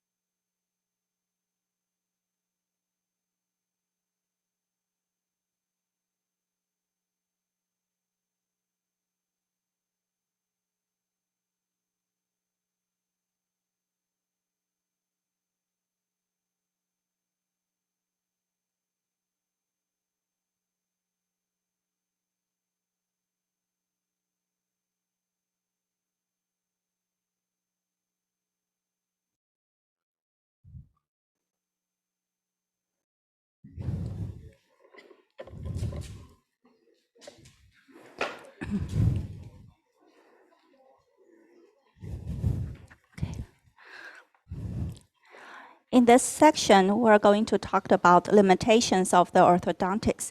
The most popular questions for treating class 3 malocclusion is treated with pure orthodontic treatment or combined with OGS. So we will go through some literatures and cases in this section. I am Yishan Carol Chen. Dr. Engel is the father of the modern orthodontics. He set up an important classification for the orthodontists in 1890s. Class 1, the mesial buccal cusp of the upper first molar occludes in the buccal groove of the lower first molar. Class 2, the mesial buccal cusp of the upper first molar occludes more than 2 millimeters mesial of buccal groove of the lower first molar. Class 3, the mesial buccal cusp of the upper first molar occludes more than 2 millimeters distal of the buccal groove of lower first molar. However, the classification is basically according to the molars, which is dental. Now we're going to focus on class 3 relationships. The prevalence of Engel class 3 malocclusion is ranged from 0 to 26.7% in different populations. And it is highest in the South Asian, which is in Chinese and Malaysians, around 12% to 26%. And it is lowest in the Indians population, less than 5%. The characteristics of class 3 malocclusion includes a concave facial profile, class 3 skeletal relationships, retrognathic maxilla, prognathic mandible, retruded upper lip, proclined upper incisors, protruded lower lip and retroclined lower incisors. The goal of our orthodontics is mainly to align the teeth and correct facial proportions. With the evolution of time, the focus of angle paradigm has shifted to soft tissue paradigm. More attention are focused on clinical examination and soft tissue proportion and adaptations, rather than only dental cast and cephalometric analysis in the radiographic, which means that face goes first. But how far can we orthodontists manipulate? First, we should be aware of the boundary of the tooth. That means that we should follow this familiar envelope of tooth movement. The outer envelope shows the upper and lower incisor tooth movement combined with orthodontic surgery. The middle envelope is the orthodontic tooth movement combined with TADS. And the inner envelope shows only orthodontic tooth movement. However, we should also keep in mind there are still other limitations. From the latest study this year show that we should also consider the physical boundary of maxillary and mandibular lingual cortical plates. During anterior retraction by controlled tipping, maxilla and mandibular labial cortical plates will be remodeled, but the maxillopalatal cortical plate was not found to be remodeled, and the mandibular lingual cortical plate was found only remodeled at the 1/4 of cervical tooth area. So we should avoid over-retraction and avoid pulling the teeth out of the alveolar bone. Dr. Profits proposed a general guideline to indicate which type of the case are suited for orthodontic camouflage treatment and which cases are indicated for surgical orthodontic treatment.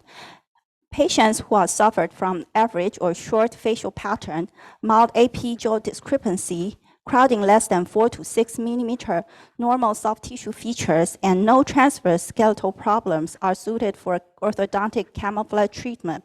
And patients with long vertical facial patterns, moderate to severe AP discrepancy, and crowding more than 4 millimeters, exaggerate soft tissue features, and transverse skeletal problems are suitable for OGS cases. So if you see the cases shown in blue later on, then it is a more camouflage orthodontic indicated case. If it shows in green, then it rings a bell to you that it is a more OGS indicated case. First, we'll take a look at the class 3 camouflage cases.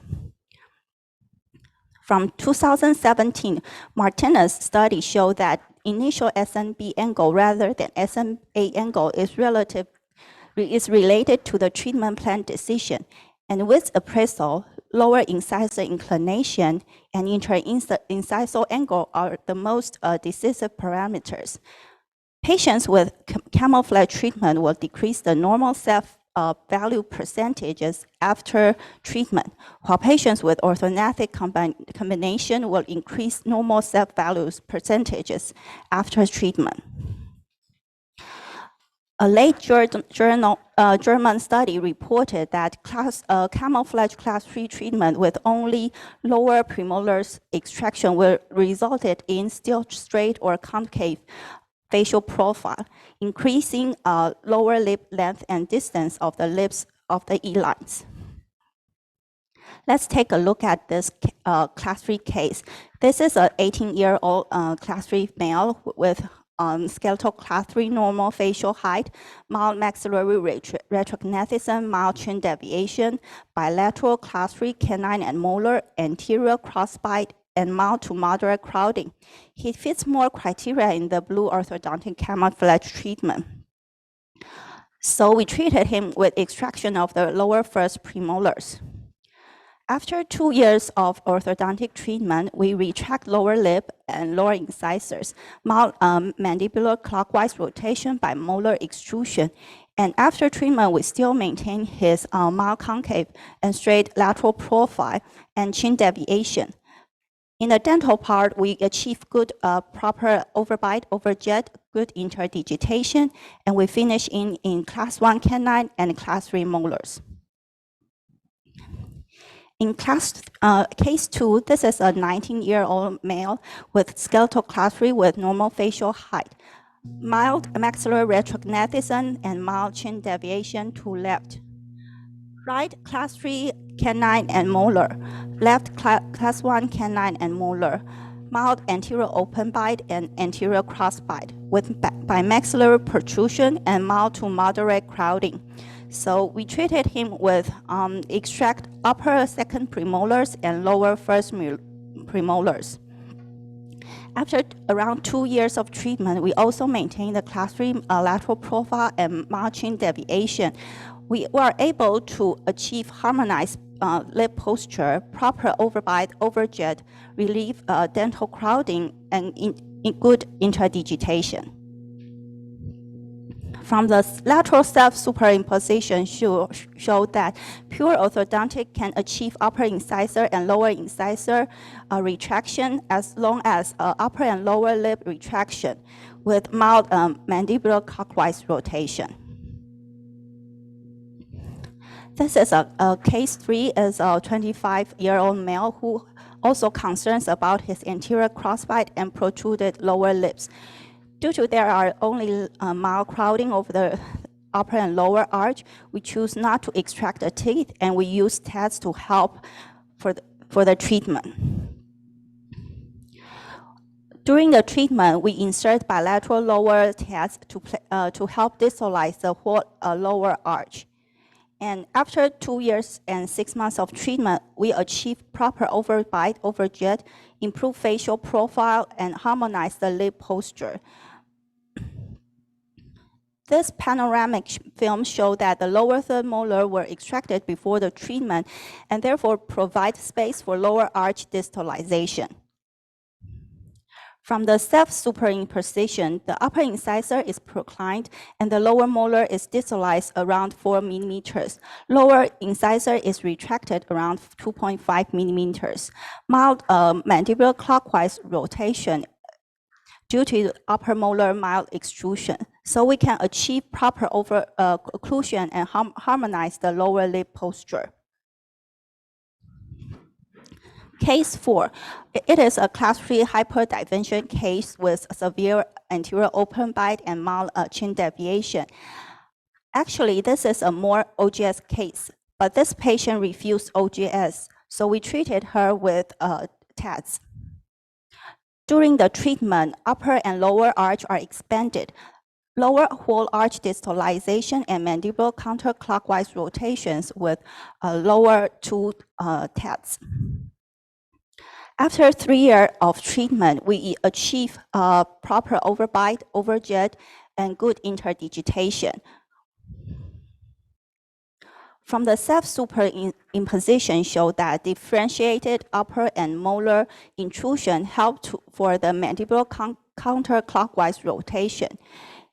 Intruded of upper and lower molar and extrusion of the lower incisor help for closure of this severe anterior open bite. However, in this case, the soft tissue lip posture become more protruded and compromised, but the patient is still happy with the treatment result. Then we'll see some class 3 OGS cases. What are the candidates for the class 3 OGS cases? There are some suggestions. First is the ROC analysis suggested by Dr. Zeng in 2011. If we find the patients fit to more than 4 of these following 6 measures, then it is suggested to be a OGS cases. The 6 criteria, including overjet less than -4 millimeters, with appraisals less than -11 millimeters, lower incisor to mandibular plane angle is less than 80 degrees, maxillary and mandibular length angle measured from condyle to A-point and condyle to gnathiums ratio are less than 65.9%, overbite is less than -0.18 millimeters, and gonial angle is larger than 120 degrees. Second, if we combine H angle and with appraisal, equation is suggested. If H angle is less than 10.3 degree and width appraisal is also less than minus 5.8 millimeters, then it is a candidate for class 3 OGS cases. Third, we can also use a quick diagnosis of the sagittal discrepancy from McNamara analysis. If the A point and Pogonian point is not within the normal range above, then it is a case suitable for OGS. Let's take a look at this case. Here is a 28-year-old male who has already treated pure orthodontic treatment with lower first premolars extractions. The clinical examinations also shows more in blue. However, this patient was not satisfied. He still complains about his long lower jaw and depression over paranasal area, so we treated him with surgical orthodontic treatment. He received 2 jaw orthodontic surgery. 3D superimposition showed maxillary advancement and setback of the mandible, MMC clockwise rotation and yaw correction. The soft tissue profile showed more prominent upper lip forward and retraction of the lower lip. After 1 year of treatment, the patient is happy with the treatment, so you can see he also changed his hairstyle too. So we should also listen to what patient really cares and provides the treatment for the patients accordingly. Case 6 is a 19-year-old female with skeletal class 3 hyperdivergent facial type, chin deviation to right side for 5 millimeters, occlusal plane canth, large negative overjet, bilateral class 3 canine and molar, mild crowding.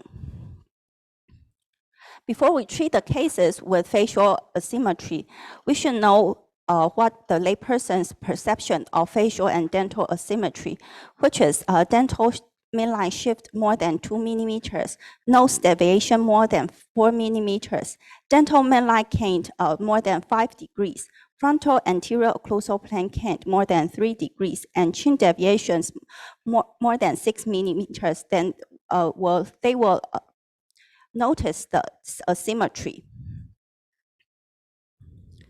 However, facial asymmetry can seldom be compromised. So if you see the asymmetry, you should combine with OGS.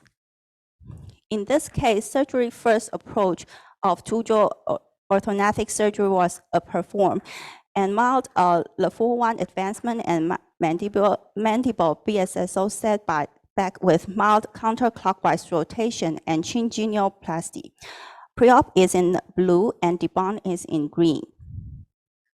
After 1 year and 4 months of treatment, we achieved a proper lateral facial profile, corrected occlusal plane canth, corrected dental midline discrepancy, achieved proper overbite, overjet, and good interdigitation. The last case is a skeletal class 1 hyperdivergent facial type dental class 3 anterior open bite, along with chin deviation to right side 3 millimeter, and anterior occlusal plane canth, negative anterior overjet, with upper and lower mild crowding. We also performed 2-jaw orthodontic surgery.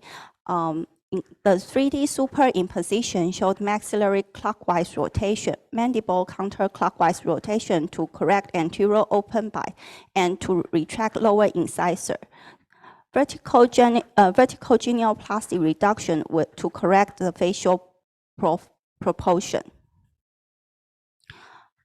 After 1 year of treatment, we are able to improve his lateral facial profile and vertical proportion. We'll also improve his smile arc and incisal show, correct dental midline discrepancy, achieve positive overbite and overjet, good interdigitation.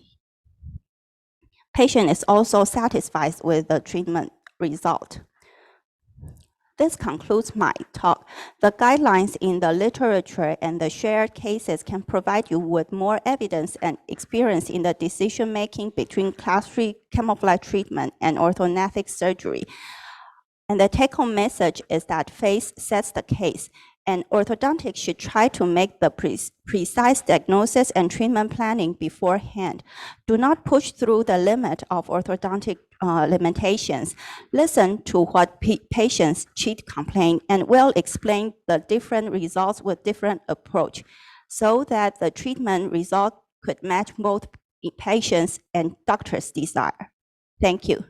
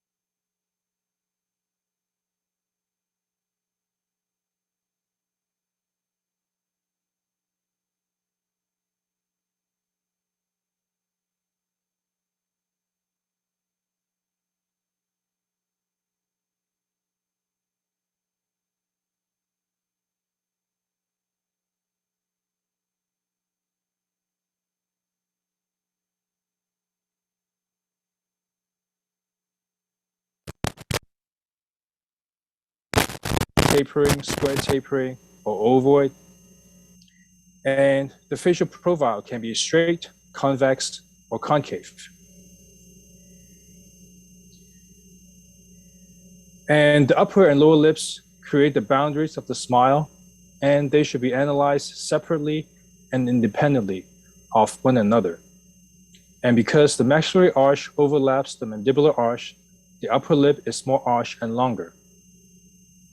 And the smile should be at least half the width of the face at the level of the face.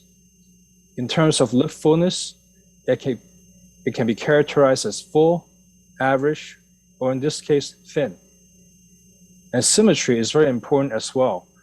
And knowing the cause of lip asymmetry would help determine if there's a dental solution for improvement or if plastic surgery is necessary.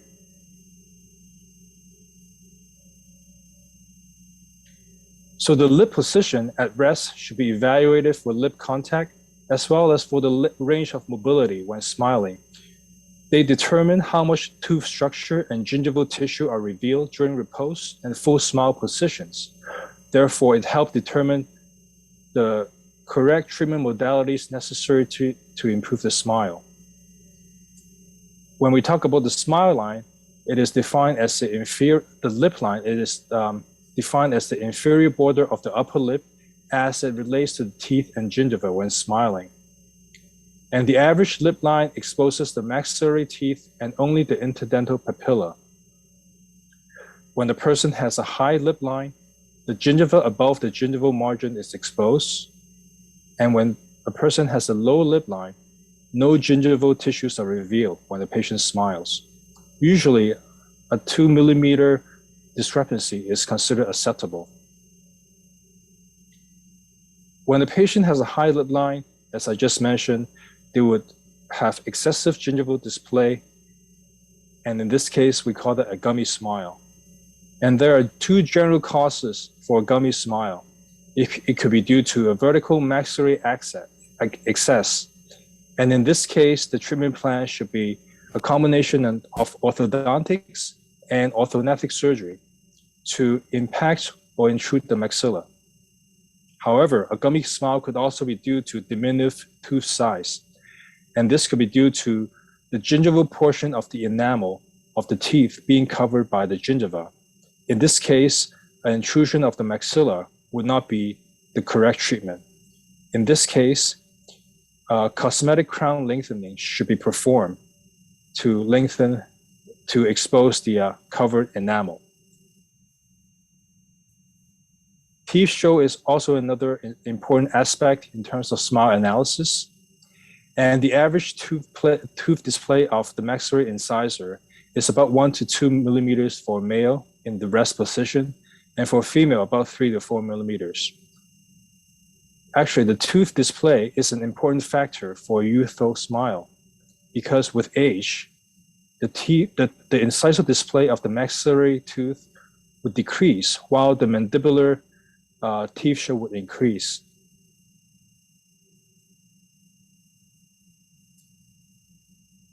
So the smile arc is an imaginary line along the incisal edges of the anterior maxillary teeth. Ideally, it should coincide or follow the curvature of the lower lip when smiling, and this is called a consonant smile. Some people would have a flat smile arc, and in a more extreme case, a reverse smile arc, where the central incisors are actually shorter than the canines along the incisal plane.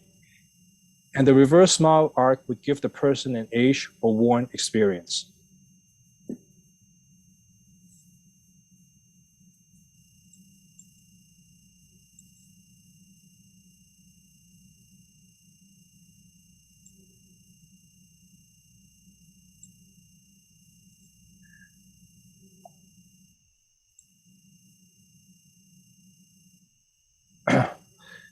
Next, I'll talk about the buccal corridor.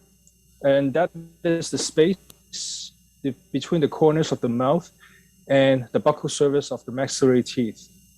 It should be full and symmetric. However, it should not be completely eliminated because a hint of negative space would impart a suggestion of depth to the smile.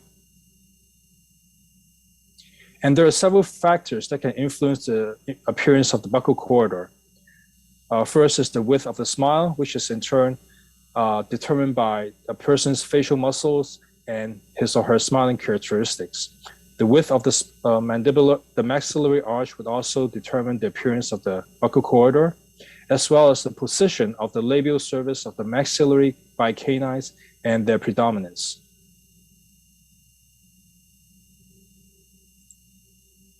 Next, I'll talk about the microaesthetics of smile, including analysis of the gingival tissue and the teeth. The dental midline is the vertical line formed by the maxillary incisors, and it should be perpendicular to the incisal plane. It should also be parallel or coincident with the midline of the face.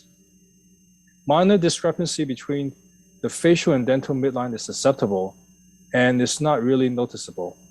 However, if the dental midline is canted, it becomes more perceptible. The gingival tissue is important but often overlooked factor in a smile analysis. The papillary contour should be pointed and fill the interdental spaces to the contact point. Any unfilled interdental space would create a black interdental triangle, and that would make a smile less attractive. And the gingival margin of the 6 anterior maxillary teeth should be along a horizontal line with the lateral incisors a little bit shorter than that line. If all 6 anterior teeth lie at the gingival margin, it is not ideal, because in this situation, the smile would appear too uniform to be aesthetically pleasing. And if the gingival height of the lateral incisors is more apical to the central incisors and the canine, it is considered unattractive. The gingival zenith point is the most apical point of the gingiva along the long axis of the tooth. For the maxillary central incisors and canine, they should be distal or away from the long axis. And for the lateral incisors, it should lie along the long axis of the tooth. The average height of the maxillary central incisors is about 10, give or take 2 millimeters. And in proportion terms, the central incisor length should be about 1/16 of the facial height. And the width to height ratio of the maxillary central incisors should be about 4:5, with the accepted range between 75 to 80% of the height.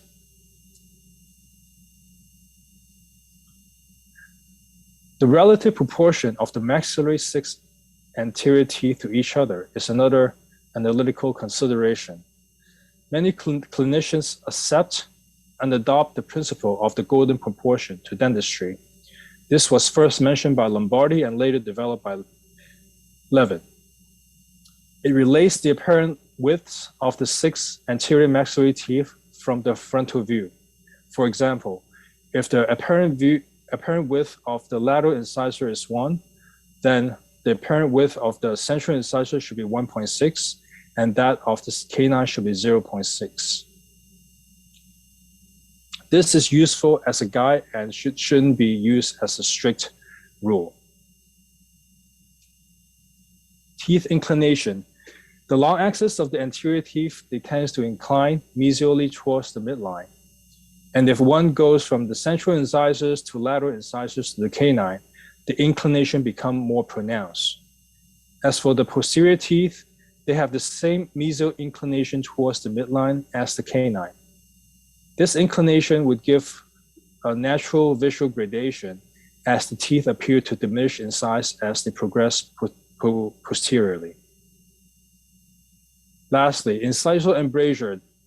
This is the open space formed between the incisal edges, and it terminates at the contact points between the adjacent teeth. Going lateral from the central incisors, from the central incisors to the canines, the incisal embrasure spaces should display a natural and progressive increase in depth going from the central to the canine. So how does orthodontic surgery improve smile? There are many ways that OGS can improve a smile, especially it can correct the malocclusion, it can alter the lip line and treat the excessive or insufficient teeth show. It can also improve the smile arc by rotation of the maxillary mandibular complex. It can correct asymmetry, and it can also assist in correcting teeth inclination. So next, I'll present a few clinical examples.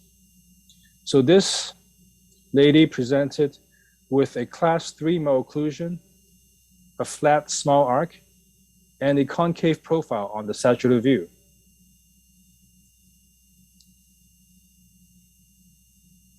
So the plan for her is a surgery first, OGS, with a Lefort 1 and bilateral sagittal slit osteotomy to push back the mandible, together with a clockwise rotation of the maxillomandibular complex to improve her smile arc.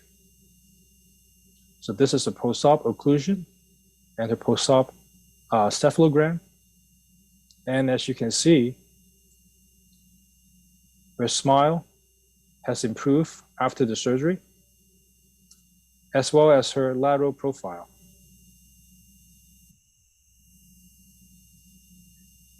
This next case, this lady presented with a gummy smile and bimaxillary protrusion on the profile view. So the surgical plan for her is a little bit complicated, which involved removal of her four first premolars, then a Lefort one with a Wassmann to intrude the maxilla as well as improve the proclination of her incisors, and a bimaxillary sagittal split osteotomy and a coal for the same effect in the mandible. So this is a post-op cephalogram.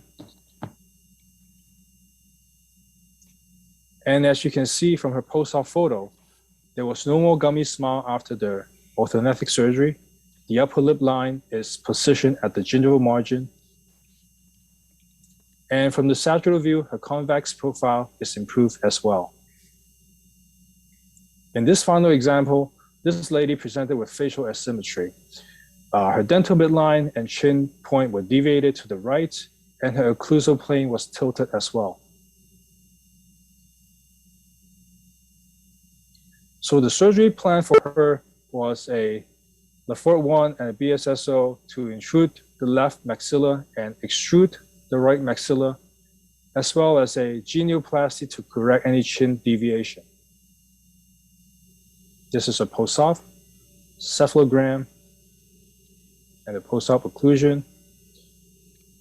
As you can see, her asymmetry in the dental midline and occlusal plane has improved, as well as her smile.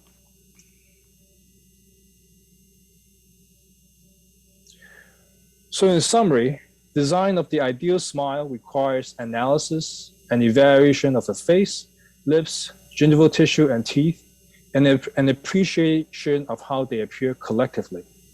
Symmetry and balance of the facial dental features are the most important, with the anterior 6 maxillary teeth serving a vital role. Orthodontic surgery serves as a powerful tool in improving one's smile. However, we should keep in mind that the most beautiful and natural smiles are not necessarily symmetric, uniform in color, or perfect by any scientific standards. Natural intrinsic beauty is achieved not by perfection, but rather through the subtle beauty of imperfection. Thank you very much for your attention today.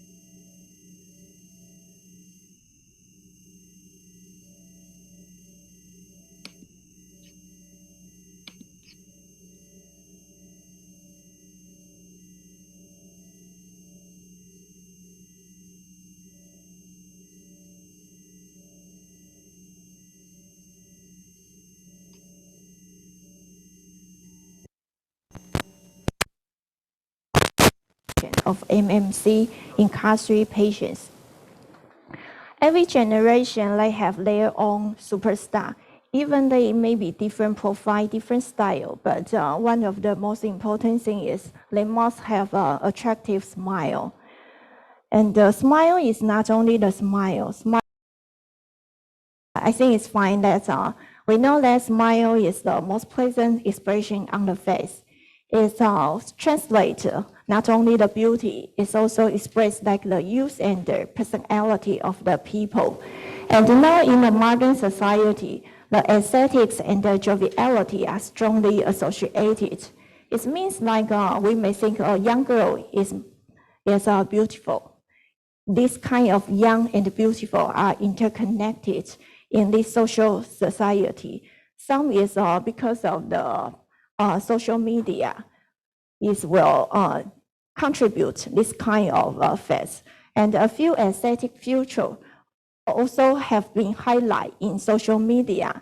One of them is like a greater maxillary incisor exposure. It's not only at smile, now even at rest or while speak, people also like a greater maxillary incisor exposure.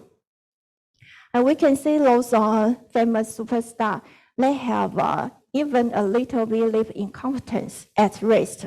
And some even have a little bit mentally straight. And when they smile, they have a full maxillary shows, teeth shows, not only the anterior 6th one, but some even we can see is a full one. But we still have the definition of smile arc.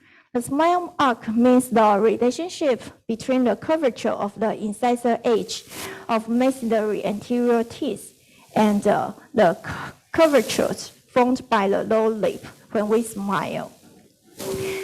Before individuals usually display 6 maxillary anterior teeth along with the first premolars during post-smile.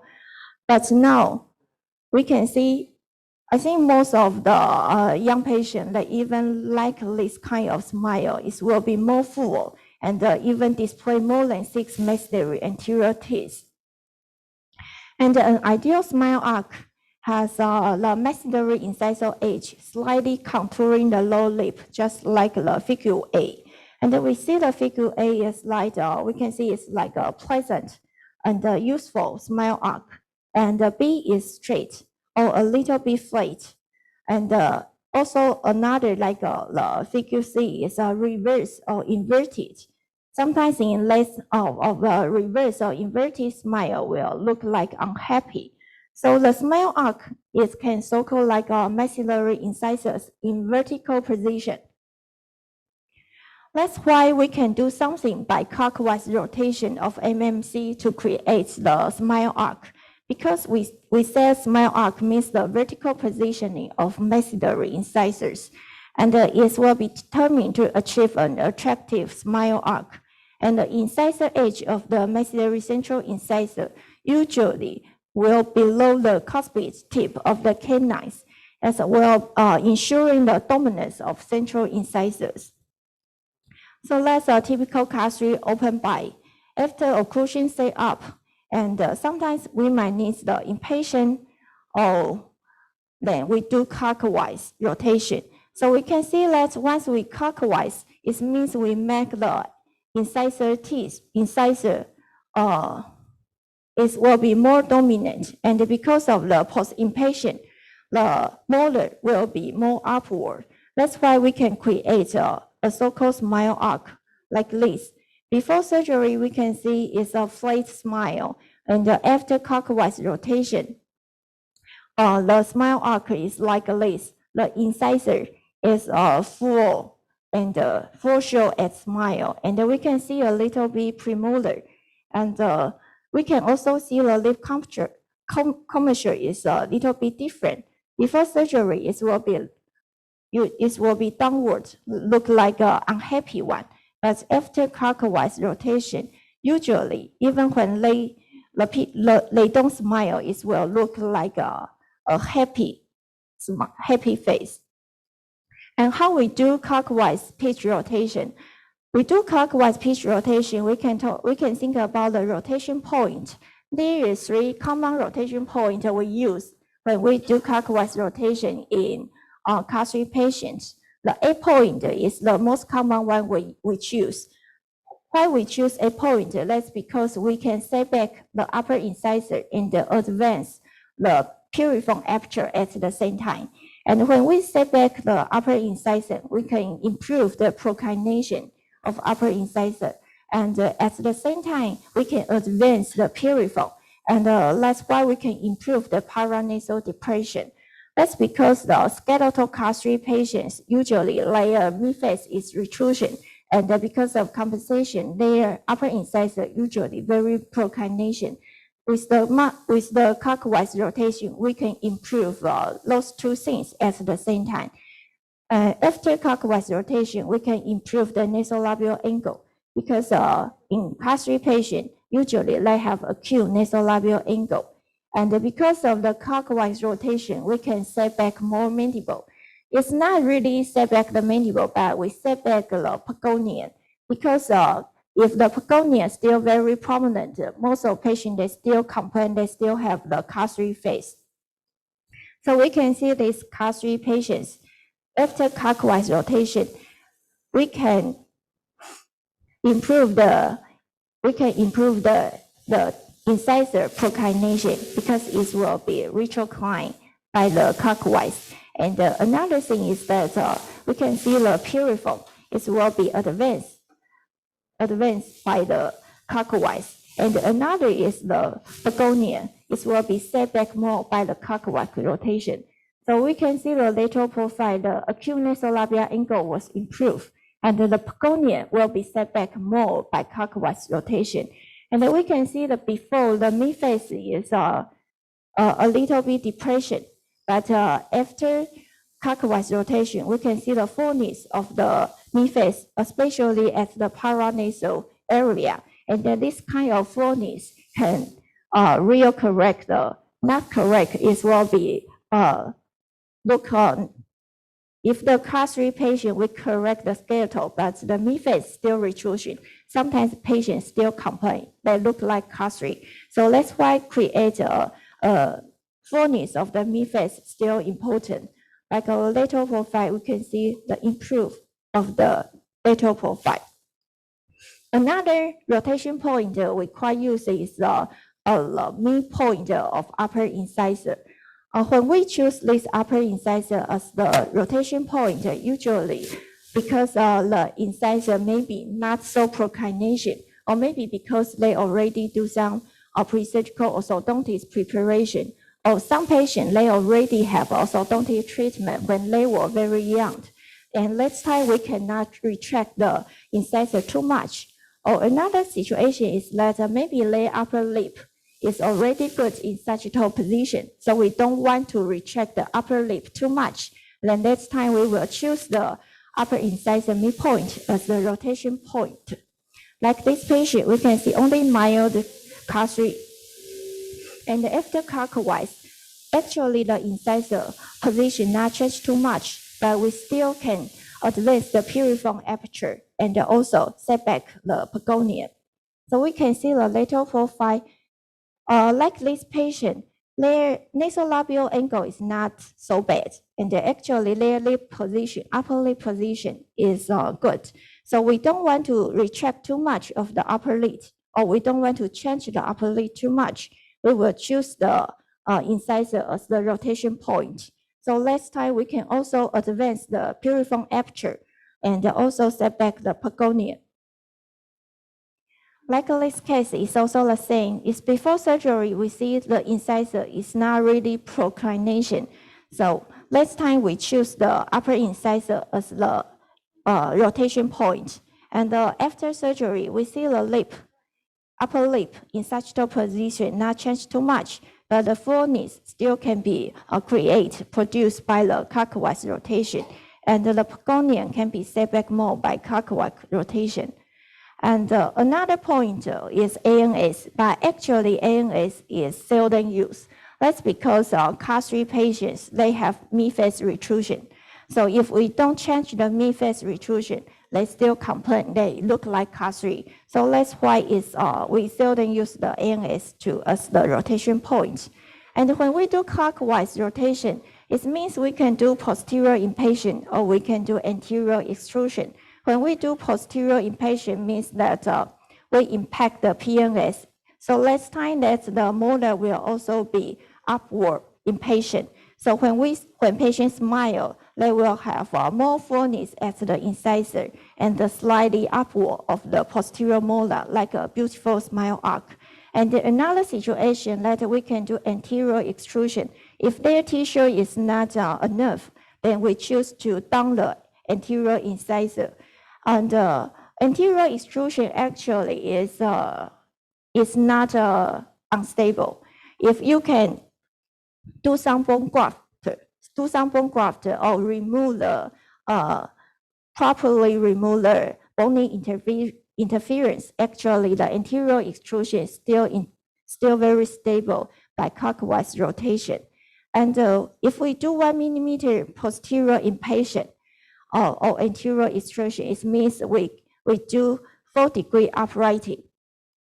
So let's what we do posterior impatient or anterior extrusion is by the clinical evaluation of the patient.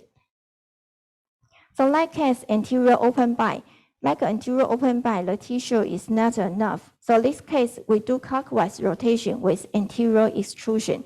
So after extrusion the anterior teeth, they can have a better anterior incisor expression like this when they smile. When we do that clockwise rotation, maybe we can increase the tissue, but actually when we evaluate a smile arc is talking about the vertical position, but when we evaluate a smile, it's not only about the vertical position. And when we want to deal with the tissue, it's not only the anterior extrusion that we can increase the tissue. Actually, we need to evaluate and analyze the whole face of the patient about their nasolabial angle and the upper lip position. And we might also can improve the tissue, increase by the advance of the MMC, and sometimes we clockwise if it's too protrusion or too proclination. And how we can also decrease the tissue, not only in patient, we can also set back the MMC. So it's smile arc is vertical position, but when we want to create a beautiful smile, not only the vertical position that we should think about. And how about the clockwise rotation in male patients? We know the generation change, so the superstar also change in different generation. Maybe their mandible is not less strong as before, but it's still the same. They still have a good mandibular line and their angle still there. They just maybe a little bit not so strong mandible, but the profile is still different from the female patients. So like this patient, after clockwise rotation, we can see the beautiful smile arc here. And when he rests, we can see the lip position also much better than before. That's because of the clockwise rotation. But when we see the lateral profile, it's not bad, but maybe to men it could be better because for male patients, I think a clear mandibular line is still important for them. So we need to remember that clockwise rotation of MMC not only creates smile arc, but it's also change the profile a lot. Like this patient, we improve his smile arc by clockwise rotation and the anterior extrusion.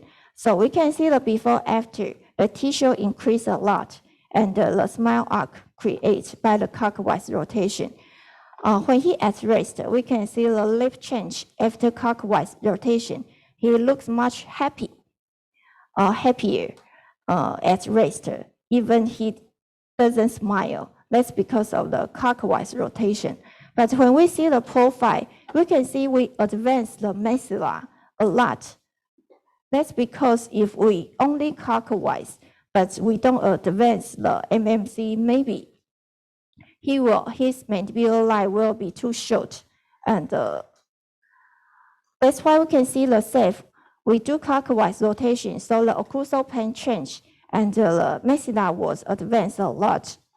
That's to obtain a better profile.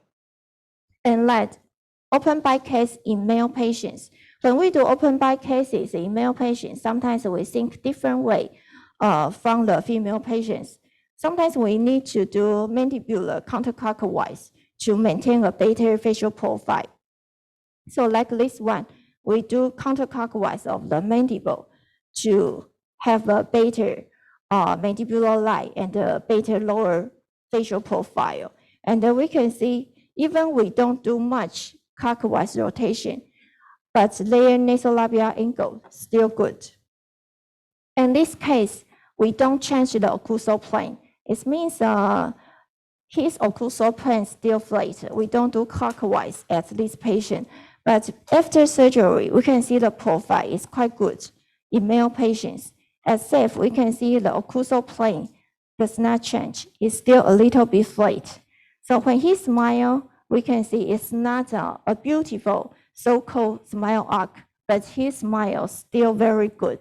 So let's, I think clockwise rotation to change the occlusal plane is a powerful technique. It's not only create a smile, but it changes the profile a lot. So when we want to do the clockwise rotation design, we need to evaluate the whole profile of the patient.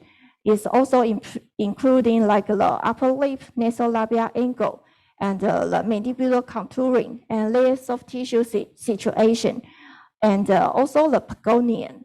And the facial height is also one important issue. If the patient already lower facial height is not long enough after clockwise, she may become like a round face. So maybe we need to more discussion with the patient. I think smile arc is beautiful, but beautiful facial profile and is more important because the smile arc is only part of the beauty of the face. So let's thank you.